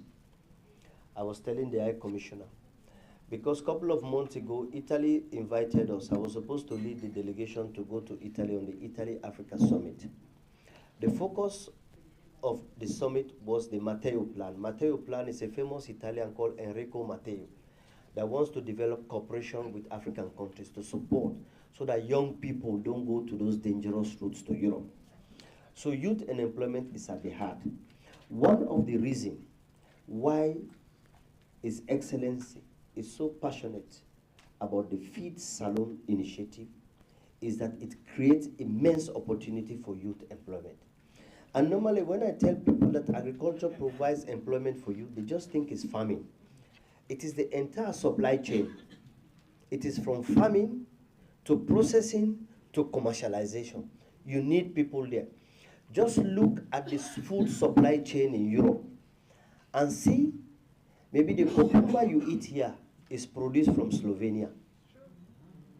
If you see the number of people that are employed across that chain until it gets to your doorstep, it's amazing the number of jobs. That is one. Second, on the import substitution, all the advantages we are creating for industries, to establish industries in Sierra Leone, is to encourage those industries to create jobs. So all the tax concession we are giving to them is essentially around that. So that the more people you employ, The more job opportunity you create, the more concession we give you to allow you to expand your business. So today, if you go to most of those companies that have been employed, like the Kisi industry, like the Paddy industries, all of these companies that His Excellency visited, you see how the young people are amazed, how the young people are very happy we are giving them opportunity. Then the other area is we are now working seriously, like I told you, to move to what we call productive energy. If you don't have productive energy, if we're not able to create the energy supply that companies and manufacturers need, we'll not be able to create more jobs. So the 500,000 jobs that His Excellency says is going to create is essentially along the big 5 chain: food production, energy transition, and then also mineralogy. Now, what we have decided we are working on is Senegal has got gas. So we are in discussion. His Excellency, the President of Senegal, went to Sierra Leone. One of the discussion points was in line with the follow-up point on my discussion when I went to. You are going to enable those companies that are already in iron to save money on transportation and insurance, because the transportation line is now shorter. And then secondly, you keep more jobs because it is going to be a 24-hour transaction. For 24 hours, ships will be going and the mines will be working. That is what we intend to do. All these are the prospective area for job creation. Tourism is also one good area for job creation. If you see through the tourism minister, the new minister we have now, since he took over, he has created a lot of jobs for young people. If you go today, we are trying to keep Lumley Beach as clean as possible so that when you go there, you can spend more pounds. We are providing security there so that when you go there, you can spend more pounds. You understand? So we are doing all of this. We are trying to increase. We are also trying to get additional new ferries so that at least if you don't like the boat, you have ferries that can go every 1 hour so that you can drive in those ferries. All this is to encourage you to go there and spend more money so that people can make more money. So the job, that is the whole idea. And the whole context of our investment in education is also to increase the skills, the technical competence of young people so that they can access job as well. So it is a circle, and we are working on those circles. On support to sexual violence and gender. I don't know whether you listened to the panel. That was a very interesting panel a couple of days ago at the City Hall on sexual violence, where you have the minister. Today, when we realized it was a challenge at a very high rate, His Excellency declared an emergency on it. We created a special court to try people. And people know that today those are offenses that you don't joke with in Sierra Leone. You can joke with anything, but not those offenses.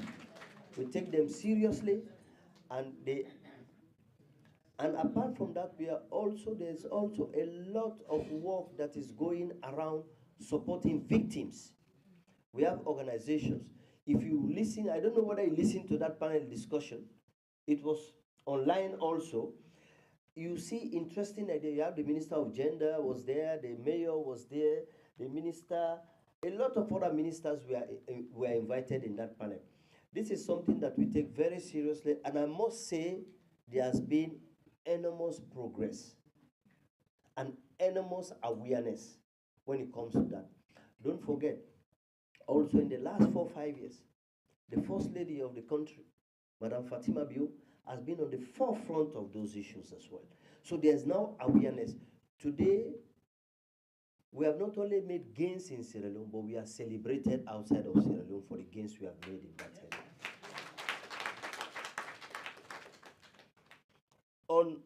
On drugs, the last couple of months and year has been very, very traumatic in Sierra Leone with the Kush.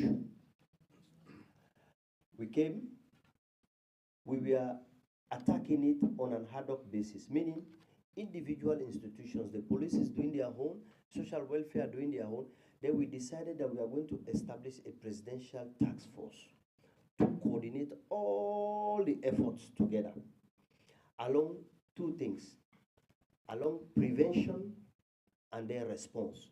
So now we have a presidential task force that is run by a general, a military general, who is also a professor of epidemiology. He's a military general, he's a medical doctor, he's a professor, and then he is the head of the National Public Health Agency. So he's now the national coordinator. So what we have decided to do is to coordinate all the action along these two things, response and prevention. What we decide to do on prevention is to stop the distribution and supply chain. So we went out for people. When I said, as chairman of the police council, that anybody that is arrested with kush will not get bail, all the lawyers in the country fall on my head. That I am undermining. I said, no, I'm not undermining the rule of law. Anybody we arrest, as long as you are in police custody, we cannot give you bail because we don't have a guarantee that you cannot run away. So if the police process your case and we forward you to the court, it is left to the judge and the magistrate to decide. It is no longer under me as chairman of the police council. But as long as you are in police custody, no matter how many lawyers you bring, we will not grant you bail. Because we are going to, because I gave a directive as chairman of police council to all police officers. Dare you grant bail to anybody that is arrested with kush? I know the lawyers, they flog me very well on social media, but I thought it was the best thing to do, because if you start to give bail, any police officer, even in a very remote village, so somebody can just come and say, I want to bail this man. And for an offense that is causing so much havoc to the society, I said, no, we are not going to grant. So we have arrested scheme lords, people that are in the distribution chain. We have obstructed the distribution channel. In 1 week, the price of kush rose from 5,000 to 7,000 and to 15,000 because the supply chain was blocked. And then that is for the prevention. And then now we have systems in Wataki, because we brought a company that came in. It's a research company. They did a research to know what are the critical elements in the kush. Because there were so many stories. Diamond bone, this. So we said, no, a country cannot operate on stories. We brought a company that did a study, took the samples, did a study, did analysis, and then identified the critical ingredient that is responsible, that is found across all the samples. And then that is an ingredient that is imported into Sierra Leone. So we have increased vigilance at the port. That is why we arrest. Now we have also expanded that vigilance to the border areas, because we have not been arresting any containers in the last couple of weeks. Either they stop or either they are looking for alternative route. But the distribution channel is done.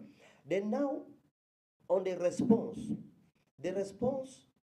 is that there are different categories of people that took to the drugs, including young kids that are in secondary school, universities, and other category of young people.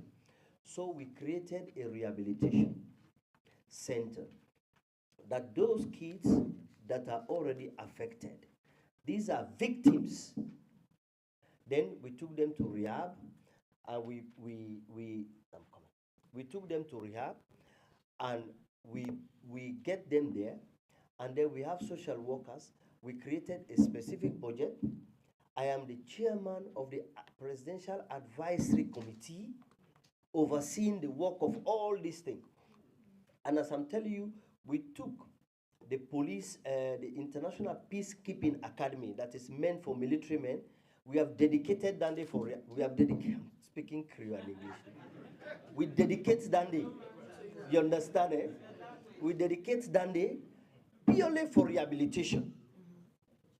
So as I'm talking to you now, you have young kids there, and the first batch that came out of rehab, what we did, we didn't call them we decided to call them heroes. So we encourage them to go back to the communities under the supervision of the Minister of Social Welfare to talk about it. There is now awareness. Every school you go, every community you go, every chiefdom you go, there is now serious awareness against it. So this is what we have been doing on response, and government has been dedicating money to it, to the fight. This is what we have been doing around response, you know, and on the drugs.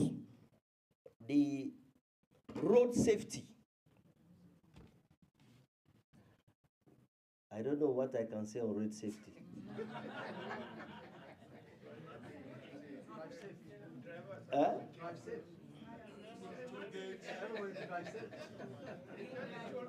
I think as per statistics,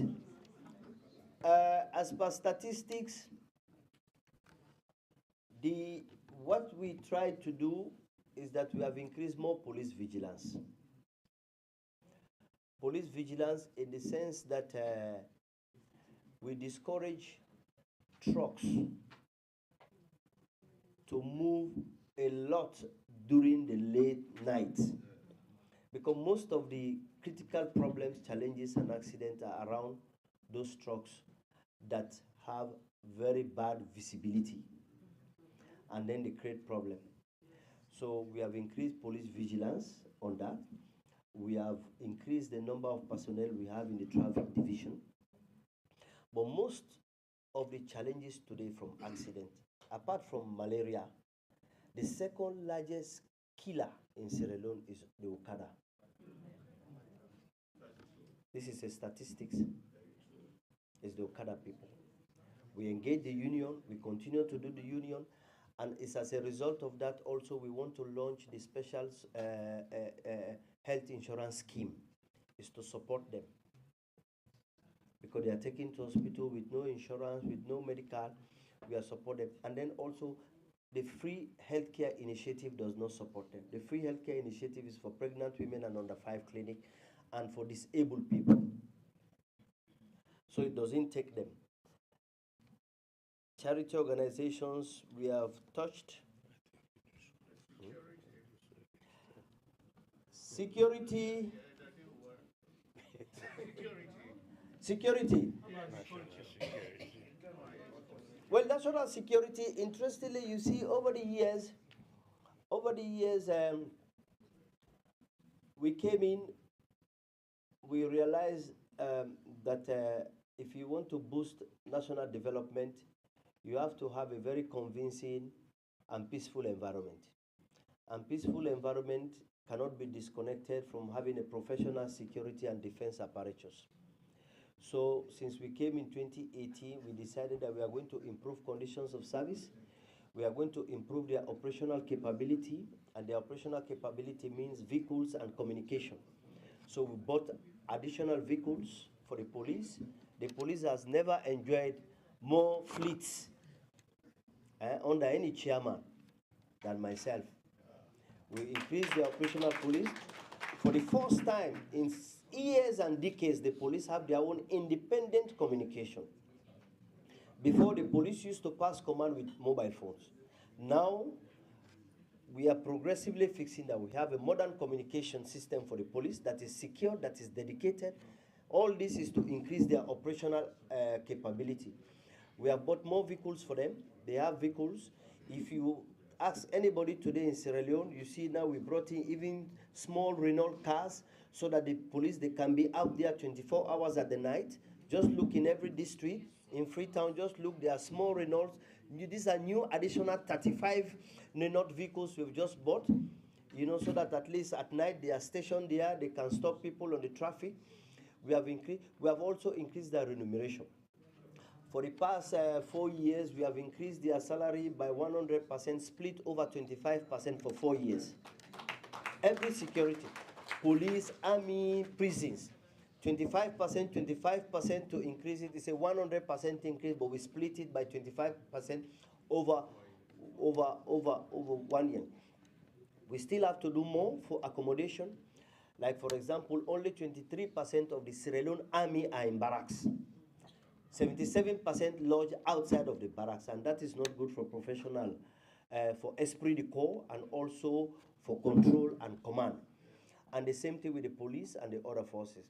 So we have a project. His Excellency has approved a project to build new barracks. We are starting with one as a model, so that we want to get the military back to the barracks. When you get them to the barracks and the police to the barracks, you are able to increase your understanding, their well-being, professional conduct, and operational efficiency. I think we are trying. It's not easy, but overall, the security situation in Sierra Leone, what we have been seeing over the years, is not security situation relating to lack of professionalism. Is insecurity relating to induce political insecurity. Insecurity relating to political activities, what we will call induce in political insecurity. Insecurity, that is what we are trying to manage. We opened the dialogue with the opposition party. We signed an agreement. At the end of the day, we are implementing it religiously. The focus, like I said, at the end of my presentation, is to increase and promote national cohesion. We need a peaceful, stable Sierra Leone if we want to advance. Only when it is peaceful and stable that we can make additional gains. On that note, we have not given everybody the opportunity to ask, but I've tried to summarize. I want to thank you very much for a very short notice. You are able to make it. And also, like I said, I want to thank all the charity organizations here that have been working in Sierra Leone, supporting the health sector, particularly my brother there that is shipping containers to Sierra Leone. You can imagine what 4 containers can do to health centers. You know, my sister out there that is working on diabetes. That is a killer disease. It's a slow killer disease in Sierra Leone. We are very happy. I've given you the number of my healthcare advisor. I've also, one of my staff is here. She's here in the hall. You can take her contact if you want to get to my office and whatever support I can give. But I want to use this opportunity on behalf of the President, the government, and the people of Sierra Leone to thank all the charity organizations that are supporting Sierra Leone. Thank you very much. Thank you very much. God bless you.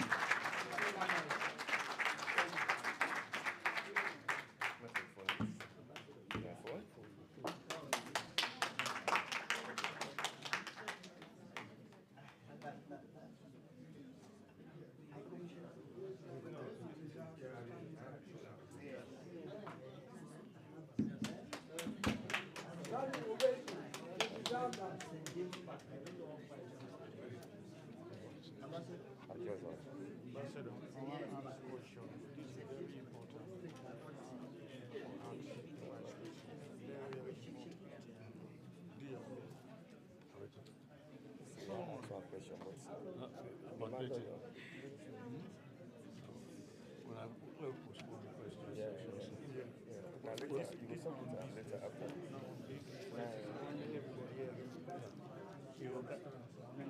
What are they give you good advice?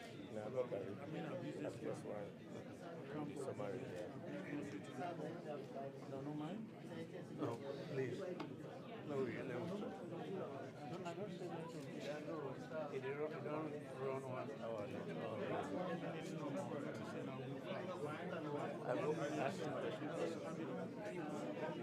You know what's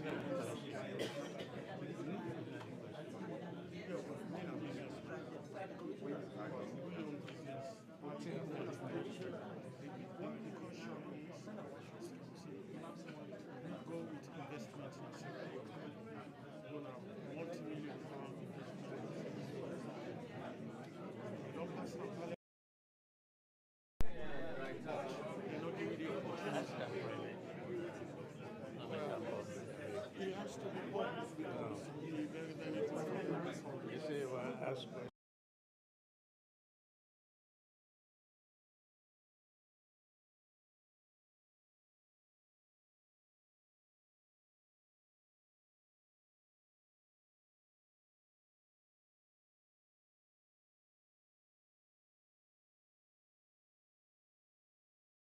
Can you take your seats, please?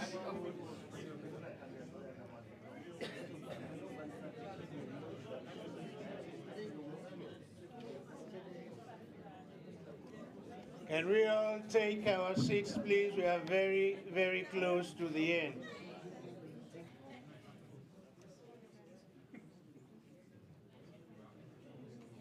Like I said in the beginning, we were not going to be able to answer all of the questions. One particular question that I did not want answered was, why did it take the Vice President 6 years to come to London?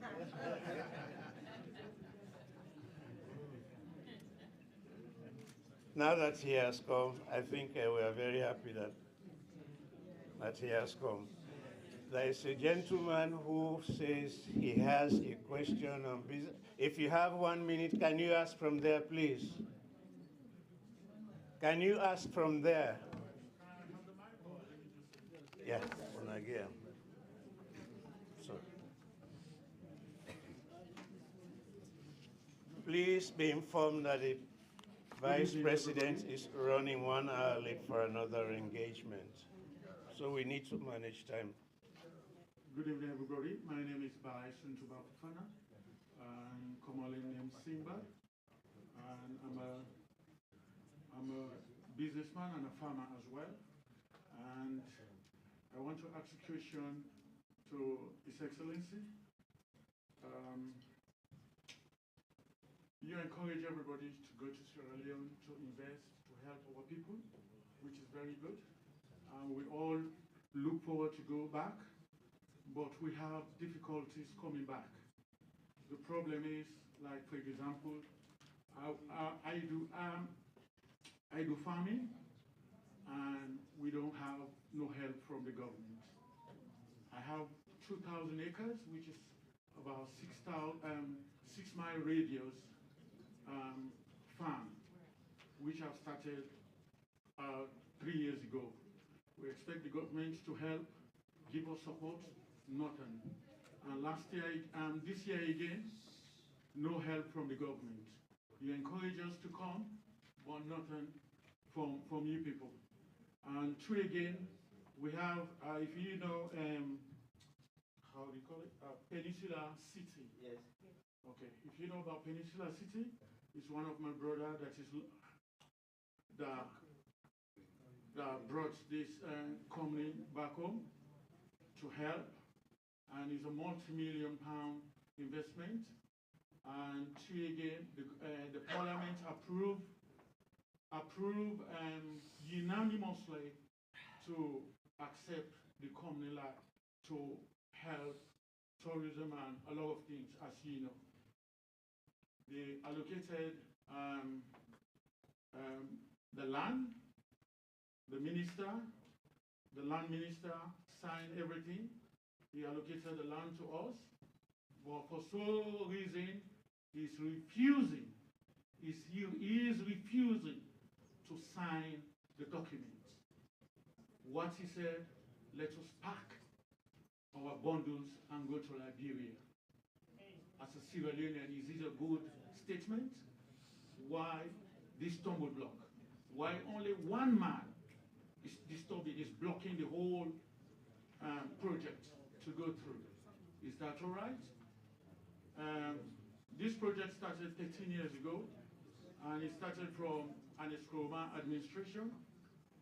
And luckily for us, during His Excellency, the President, Bio, we moved forward.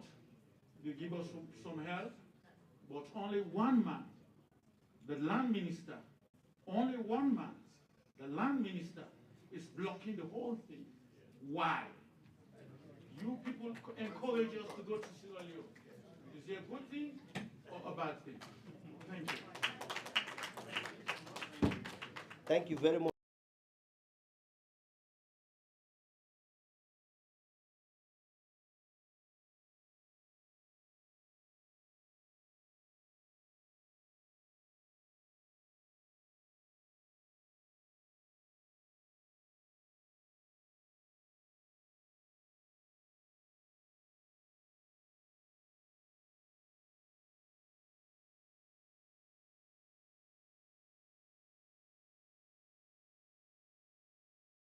support, they are placed under individuals that are not government. That are not government. So you can go there, you can rent a tractor, you can rent a rice tiller, you can rent everything. That is one. Second, we are giving a voucher system for fertilizers. Why we are giving a voucher system? Because we want to break the chain, the corruption chain in the fertilizer system. That is one.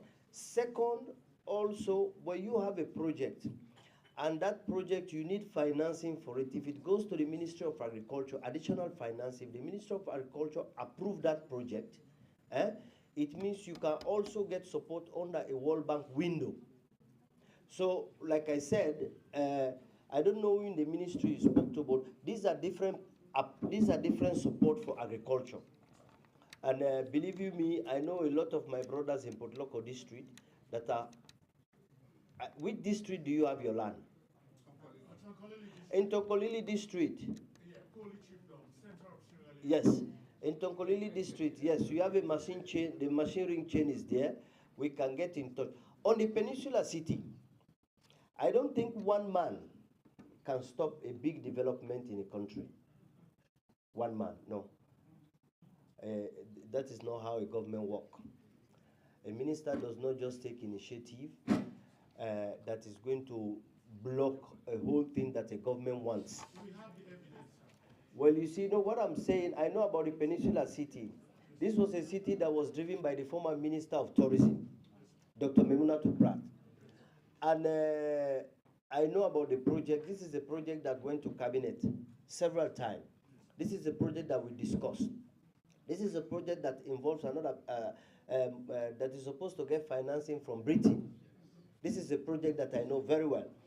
Like you said, this is a project that started 13 years ago. It tells you the problematic nature over the years. So it is not something that started. If it started yesterday, then you can blame the current minister. What I'm saying, the opportunity I'm going to create is I'm going to bring this to the minister. That while I was in the UK, Sierra Leoneans came up and spoke about the Peninsula project. We want to know what is the latest on the Peninsula project. That is something I can do to get the briefing from the Minister of Land on the latest of the Peninsula project. But it is not as easy that one minister can block a whole big development project. But yet still, I'm going to look into it. Like you said in Tonkolili, we can, if we can direct you, but there's a whole lot. You know, I know people in Tonkolili, particularly from Bonkolenken Chiefdom in Ile Mayopo section there, you know, that are into agriculture, that are enjoying from that machine ring chain. But if there's anything we can do, currently the Director of Agriculture is Dr. Jalloh, Professor Jalloh from Jalloh University College, former professor from Jalloh University College. If you can get in touch with him at the ministry, that is the man. You will get the support that you need. And be rest assured, I am going to bring to the notice of the Minister of Lands to get an update on the Peninsula project. And believe you me, that update will allow him to get back to the owners, either whatever way he has to get back to the people that are pushing that project. Thank you very much.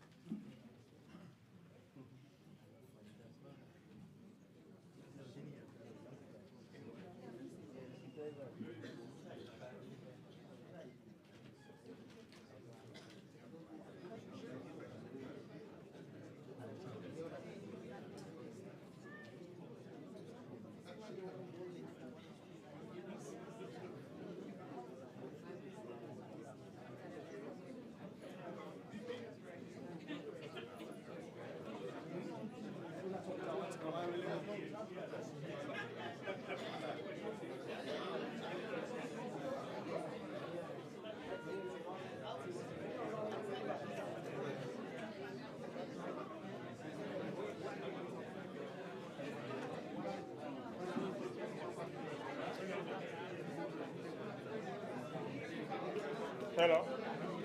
Good evening, distinguished ladies and gentlemen. There's light refreshment at the back there. Please, light refreshment.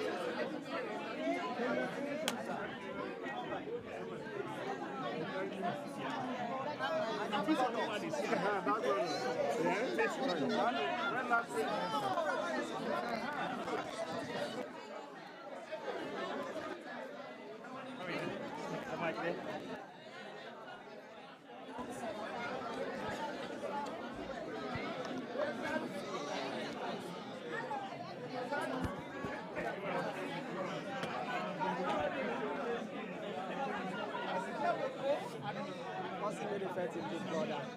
What's the big brother? But I get for 30. I get my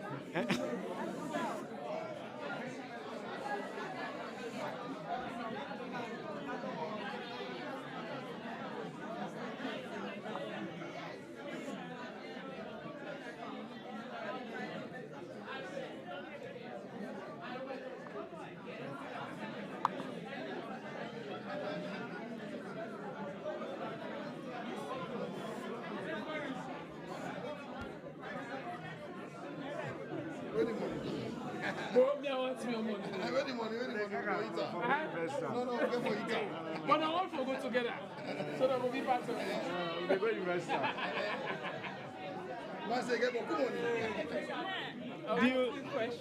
The newly crowned Obai, I know say you don't come today, you don't come talk to VP, you don't raise your concern about what do you feel to say now the way forward for Tadatimile. What do you think about his message so far? I know many questions were not answered, but what's your take on what he said with all the questions that were asked and the one that he answered?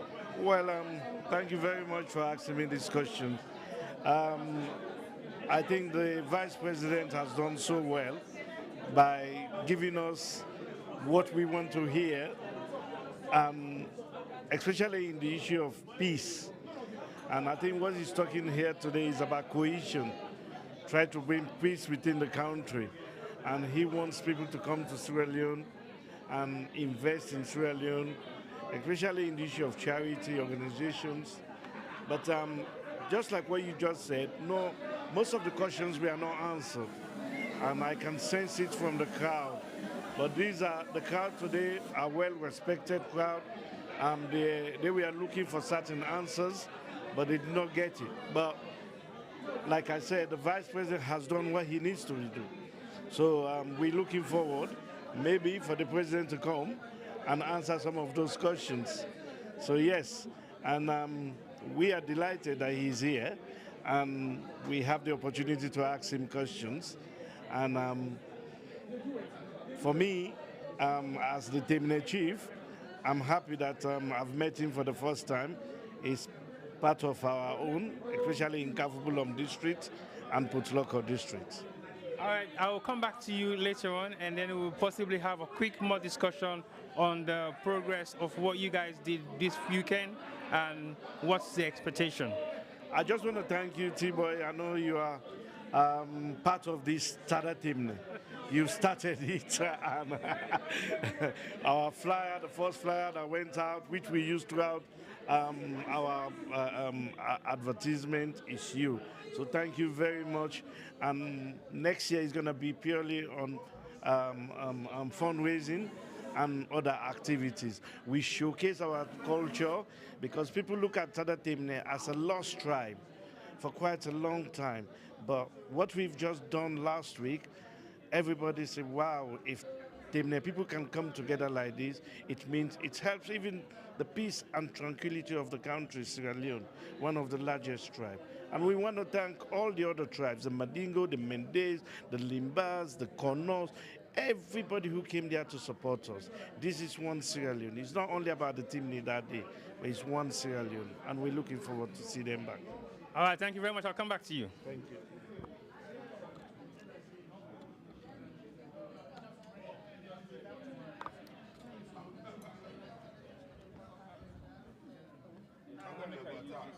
So the meeting not done? Okay. The meeting 9:30. So No, I think we're still here. Well, maybe we're still here. We possibly are still here till that time. We possibly for there till that time. Till 9:30? Yeah, I think so.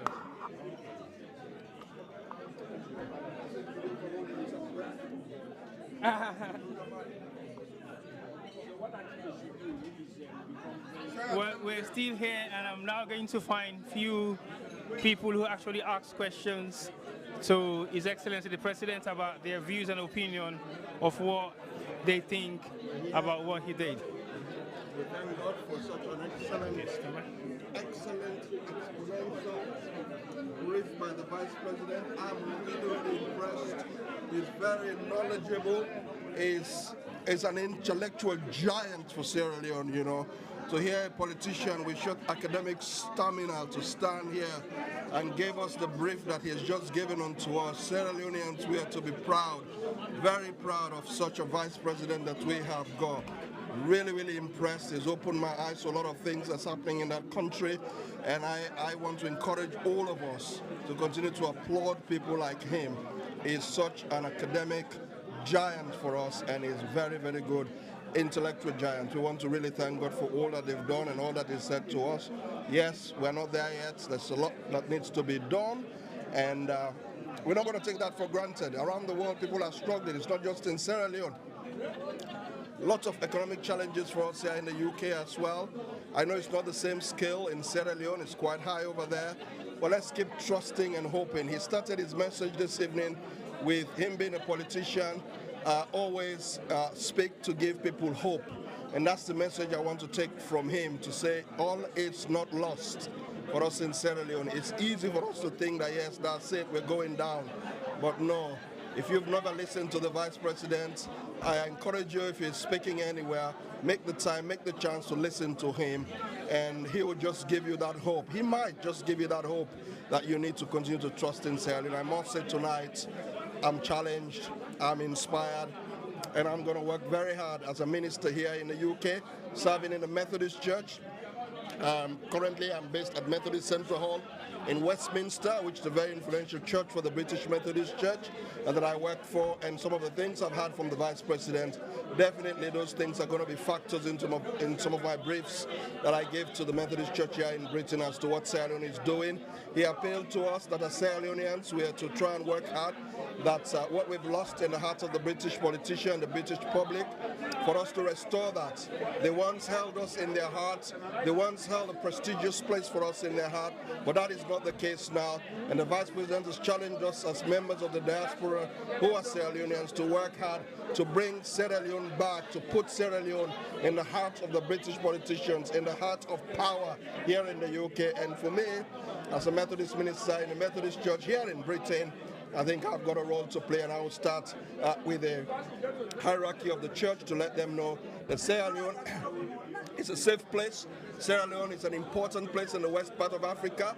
We have a very, very unique link with this country. I mean, when you talk about slavery, freedom, and all of that, Sierra Leone and the UK, we've worked together for many, many, many years to bring freedom around the world.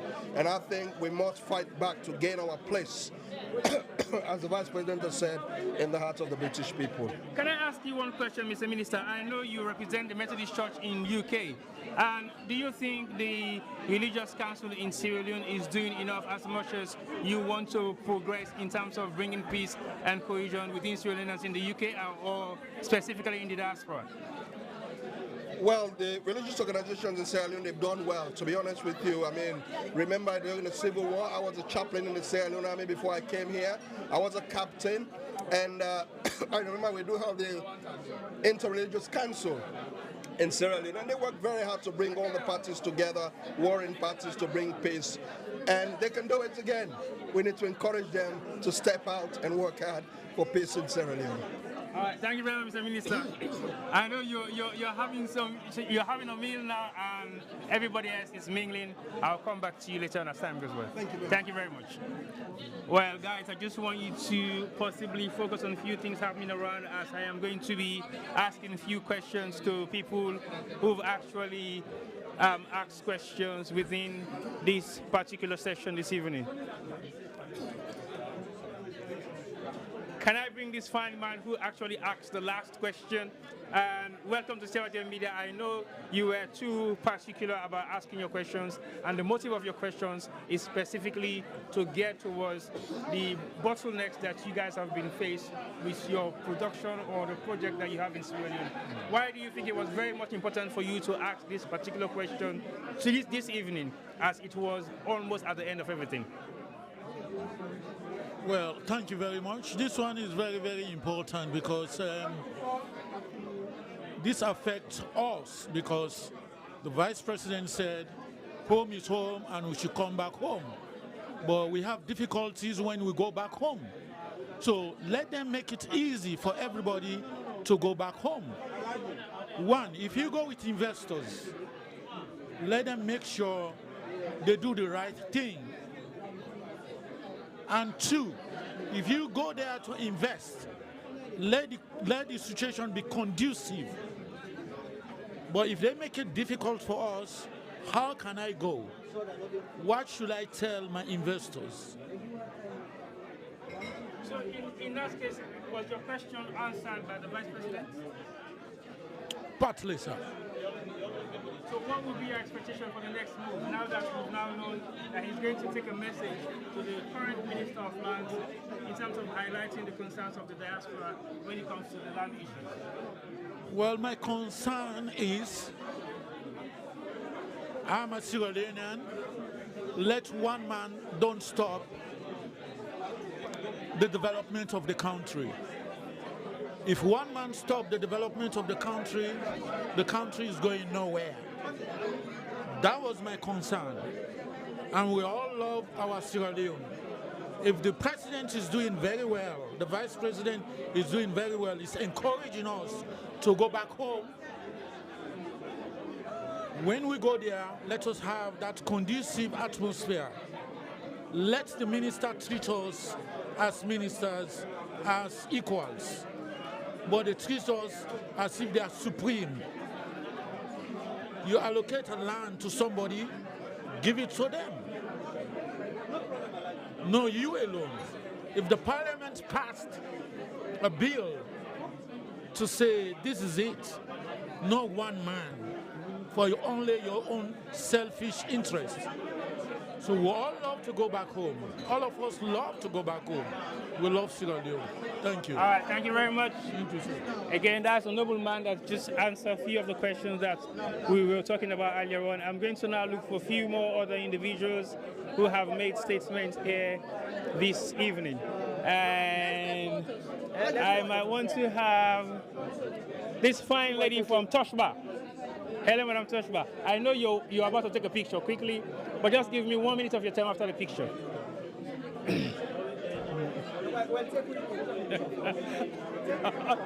No, you can take a picture, that's fine. Okay, I'll do that.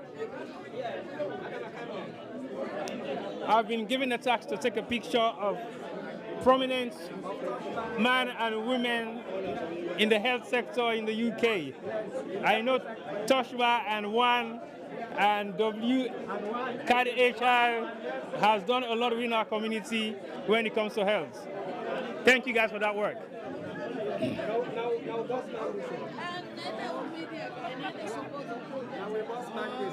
Well, I have the Toshba woman here. Come close, please. Come close. Just ask you a question about the event. What you said and whether your questions were answered, or how do you feel about the whole thing?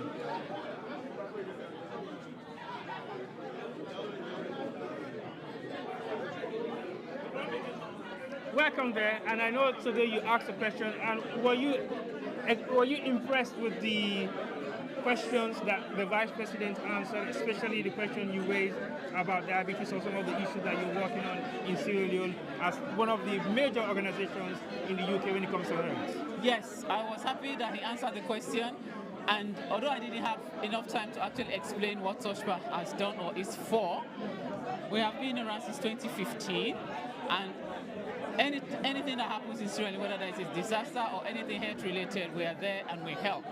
The mudslide, COVID, of course, the natural disaster of the oil tanking stuff, we are there.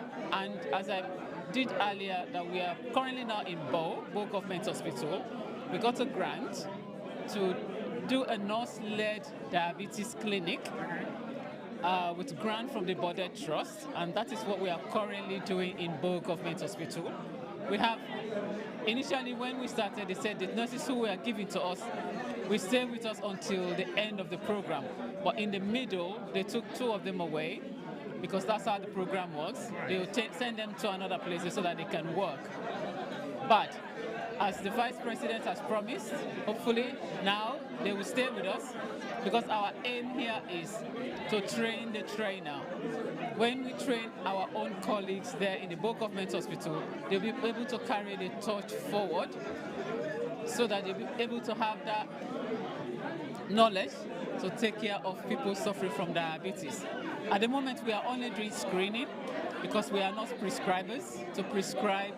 We're not prescribers in the UK to prescribe, We're not prescribers in Sierra Leone to prescribe medication. So we have a limitation. But there's only one endocrinologist doctor in Bo Government Hospital, and we work very well together. So when we have somebody who has been diagnosed with diabetes, we refer those patients to them, and they will find medications, or they will be able to buy medications for them. Our major problem is doing this project has opened our eyes, and funding our people for medication is very, very difficult. There are people there who have got type 2 diabetes or type 1. The type 1 is for insulin. We cannot give them insulin, they have to buy them. Another major problem will be there's no electricity to store the insulin in the refrigerator. Not many people have refrigerators, and if they do, how can they have electricity 24 hours if there's no light at the point of time? So we have challenges, but hopefully we have a way forward, and now we are hoping to stay in the country to continue with the work, and yeah, we'll take it from there. And I hope I know the nurses there will do their very best jobs. Okay, I hope the Vice President keeps on the promises that he has made here this evening to follow up everything that has to do with the health sector. Did you manage to take all the contact that he was actually dishing out for people like you who are working in the health sector? I am missing one telephone number, but I'm going to go around and find one. That is the one that he said, the lady that he said to contact in his department, Kathy. So I'm trying to get her UK number. I got a Sierra Leonean number, which really is no big deal. I can still call her, and then she can give me her UK number. So honestly, I'm not worried. We are looking forward, and we hope that the government of Sierra Leone at this present time will do the best for the healthcare sector and the country in general. All right, thank you very much. All right, that's a lady from Toshba, and definitely, like I said, she has asked a question, and the question has been answered. So definitely what she's going to now do is wait for the follow-up of the question that was answered by the Vice President of Sierra Leone. We represent SLIE, S-L-I-E, which is Sierra Leoneans in Essex. I don't know if Yes, I do. So the chief, you can talk to story here very clearly. So are you contracted in or you working? This is Sergeant Media. Basically, Sergeant Media is one of your in-laws' media house, but you don't remember me. I am Femi's brother. Oh, right, correct.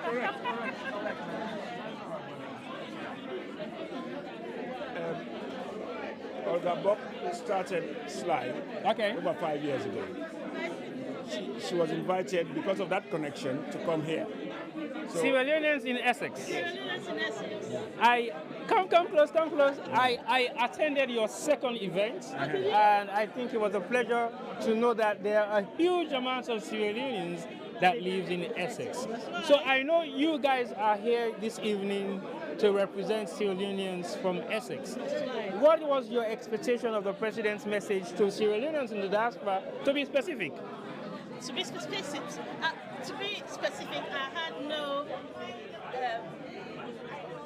I had no expectations at the beginning. I mean, obviously, we were invited by the Deputy High Commissioner, and we said, okay, because as you've said, you've supported Sierra Leoneans in Essex in the past, we thought it was our duty to come and hear what the Vice President had to say. And to be honest enough, I was really impressed by his delivery.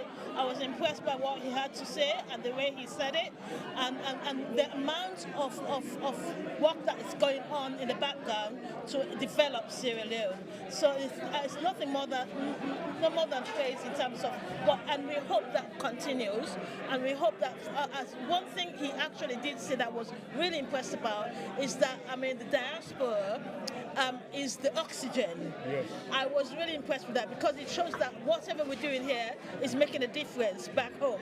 And we hope that we will continue to make a difference to impact the lives of Sierra Leoneans. So that's something I know he did say the diaspora is the oxygen of Sierra Leone, but over the past decades, the diasporans haven't been given that sort of encouragement to some extent for us to be able to go establish our businesses, grow our network, create employment, and do so many sorts. Do you think from now on there will be a significant change since he has made this statement that we have heard so many times from various different presidents, ministers, vice presidents that have been to the UK for so many times? Yes, I think he would, because I said to him that I had to be dragged kicking and screaming to come here because of my view of politics in Sierra Leone. But I'm impressed with his delivery, like the chair Olga said. I'm impressed with his delivery, facts and figures, and it gives us a new hope, like he said. He used the word hope as we assist our people back home. What you say is correct. In the past, we've been doing this. Why wasn't recognized? Nobody of his caliber, of his height, voiced it, which now shows that they may have been getting the benefits, but they were not saying anything. He said it, so we know and recognize that high government recognizes our efforts and will continue to try to do more. All right, thank you very much. I will say the Sierra Leonean diaspora from Essex, we're looking forward to your next event. Thank you very much. We look forward to meeting you as well. And receiving you. Thank you very much. And I have my auntie here as well, who has been working assiduously on the issue on sickle cell. Auntie, I know you've asked a question today specifically because there's been a huge concern over sickle cell in Sierra Leone, especially with awareness and cure. And possibly the worst of it all is stereotype. What do you think about the Vice President's message in terms of your question that you asked him specifically about awareness and cure for sickle cell in Sierra Leone? First of all, I want to thank the High Commission for creating a space for us Sierra Leoneans, more for the charity organizations that the Vice President gave us the attention and the voice to be able to voice out what our concerns are. So I am hopeful. I am hopeful because of what he said. There has never been a time when somebody has spoken to us, picking sickle cell and giving us that hope reassuring us that his office is open and that he even have people that will work with us from Senegal to start supporting, the screening of people in Sierra Leone. And I want to tell you, first of all, for you to address the issue of sickle cell, you have to know your status. Yeah. If you don't know your status, then what are you doing? You understand? Yeah. And the awareness, again, people need to know, have the awareness for them to even go for screening. And here today I ask that we want, the government to support our labs, support our labs for us to be able to screen, and support us, the charity organizations that are working with sickle cell, for us to be able to screen the people, and then we take it from there. Because, if you do not screen, then you have not done anything. Yeah. I know you've been doing this for more than decades in Sierra Leone. Has anything changed in terms of creating the awareness that you were looking forward to over the past decades? Oh, yes. In Kono, actually, when we went there was nothing like sickle cell. They didn't even know the name. They didn't even know how it affects them. They didn't know how they contact it, or anything about sickle cell. But today, as I speak, we have on our list over 2,000 children and adults who have been screened and diagnosed. And not only that, they have the awareness. People are now, taking the advice and working with their children, and they are living an active life, which was not possible. Children that were going to school were always absent. But as I speak, their school attendance has increased. Why? Because of the awareness. Why? Because of the management of sickle cell right now. Before, sickle cell was being misdiagnosed for malaria because they have similar symptoms. But this day in Kono right now, when you go to the hospital, the labs, they check for the sickling, when it never used to be. And I'm saying this because sickle cell Carers Awareness Network is in town. Okay, thank you very much, Auntie. I know you collected all the details, or you already have been established in Sierra Leone. Is it the same atmosphere like it was like 10, 15 years ago when you were trying to establish SCAN in Sierra Leone? Well, I will say it's not the same atmosphere because people know now about sickle cell. People are coming. But I want to say, we still need a lot of work to do, because even when we screen these people, what next? Where do we send them? Who's going to treat them? Because these are people who are going to be taking medication throughout their lives, and there is no free health care for them. We are giving them free health care, but our pockets are dry. Right now we have 2 nurses on our case that are not, we don't have finance to support them, and we have 2 nurses. We need to pay them. We don't have that, and that's what I'm going to take up with the VP right now, because he knows it. We've spoken to him, and he said we should make contact with his, health department in his office. So I will be taking that up. Thank you very much, Auntie. Let me leave you to go because I want to catch up on a few more other people that have asked specific questions this evening. Thank you very much. Thank you very much for interviewing us. No problem, Auntie.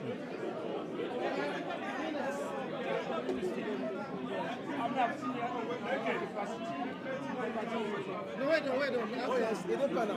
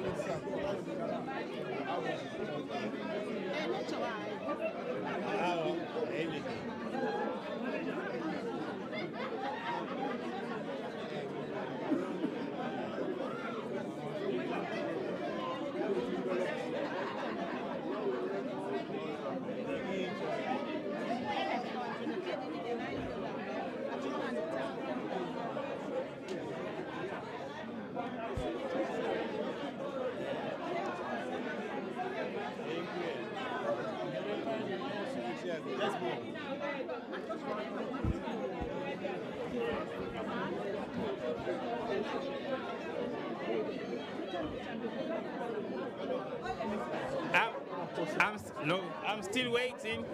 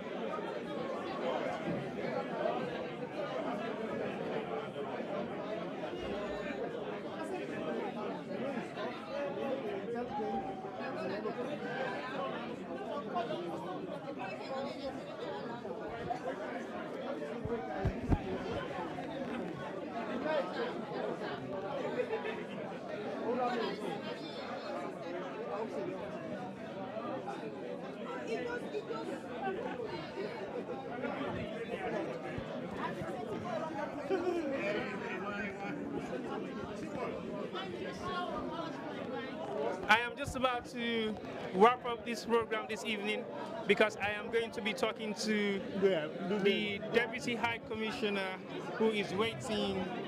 And I'm not standing and taking a picture with my uncle. Uncle Sir. Thank you so much, yeah? Thank you. I mean, so Let me know if you in daddy and my big brother.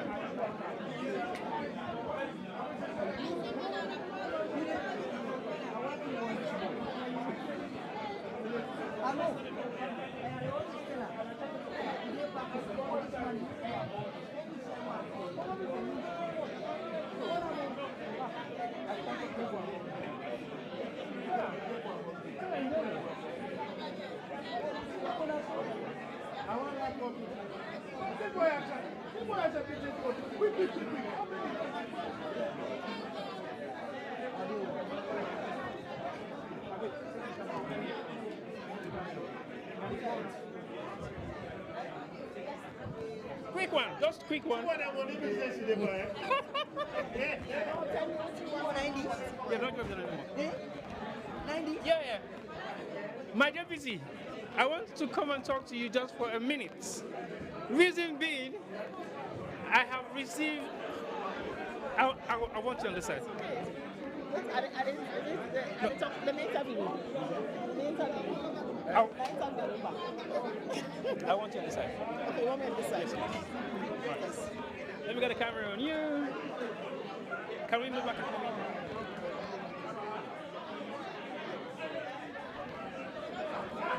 Okay, Madam Deputy, I know this event has been put together in a rush, and I definitely believe your work and the work of the High Commissioner has been great over the past couple of weeks, months.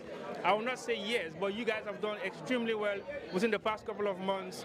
As we have seen, Sierra Leoneans are coming together now with courtesy of the embassy, our High Commission, bringing us together in terms of talking to us about some of the development strides that your government is making in Sierra Leone. What was your expectation about the Vice President's visit here this evening, and how do you think he performed in terms of delivering the messages that he brought to the UK? My dear brother, as I always say, we have a fantastic team. It's not just about us here at the High Commission, it's also about our president in Sierra Leone. He has picked a winning team, and all I ask is for our people to give them a chance. As we could all see here today, our Vice President has wowed these people here in the UK. All of them are talking about how eloquent he is, how well informed he is, how very brief he is, and how accommodating he's been. He's just coming here, and yes, he's been in office for however many years, and this is his first opportunity to come. And he's really spent the time with the High Commission staff and the Sierra Leonean community. He's shown his gratitude and appreciation to all the community people here today, all the different charities who do work in Sierra Leone, and offered support and direct contact to people who can help move things forward where they feel they're being frustrated in any way. So he is a wonderful person in President Bio's team, and believe me, he has been a faithful servant. So we really thank him and appreciate his effort and time for coming here today. I know the High Commissioner asked him a question that nobody asked him, which I think every Sierra Leonean was looking forward to. Why did it take him so long to come to the UK? Well, as you know, and I can say, well, I'm Deputy High Commissioner here in the UK, and I have my boss who is High Commissioner. And most times our schedules will work around that person who's in front of us. So our Vice President has been a pretty much perfect, loyal person to His Excellency. And he will wait for him to assign him tasks, and he will follow it through to perfection. So a lot of the time, he may not have had the opportunity to come here. Even this time, he was in Paris and decided, well, I'm close to London, and really I haven't been, so I must come. I must make the efforts to come. So he spent quite a lot of time with us at the High Commission today, and he's come here. At the moment, he should have even gone off for dinner. Remember, he's been traveling since morning, and he's still here. And you can see the crowd waiting for him to come out. So that just tells you, let's forget about what has gone on. Let's always look forward. And I don't think him not coming here has been intentional. He had the opportunity this time, and he's made great use of it by just spending time with all of us. So do you think the community came out in numbers, and what was your expectation? Were you expecting a hostile community or a community that you actually saw here this evening? No, this is the Sierra Leonean community that I expected. You know, there is a lot of negative publicity around our community, but I have to say that is just 2% of our community. Believe me, the majority of our people are peace-loving, united. I was at the Tadatimene event the other day, last weekend actually, and I actually received the warmest welcome, and I actually even commented on it to their chairman, you know, that what I see there was absolute unity, you know. So at the end of the day, it's just a small percentage of people who are kind of very negative and disruptive and whatever. But you know, I think it's for us, the majority, to bring those people on board, to make sure we show them the good side of Sierra Leone and make them understand that our country will not progress if that behavior continues, because it hinders development. No one wants to bring them on into Sierra Leone if we continue in this way, and we cannot let those minority hold us to ransom. So let us be united.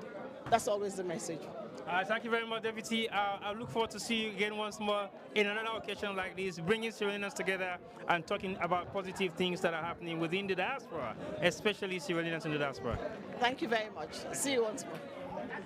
All right, that was the Deputy High Commissioner of Sierra Leone in the UK, and definitely I'm very pleased to say we are possibly going to shut the program now. And if you have been watching this program this evening, we've been talking to many people who have managed to ask questions to the Vice President, Honorable Juldeh Jalloh, who was here for the first time to visit Sierra Leoneans in the UK. So until next time, if you have missed the program, please go back and watch it, and we'll be able to tell you exactly how everything unfolds here this evening. Thank you very much for watching, and from myself and the Sierra Leone Media team, I would like to say good night.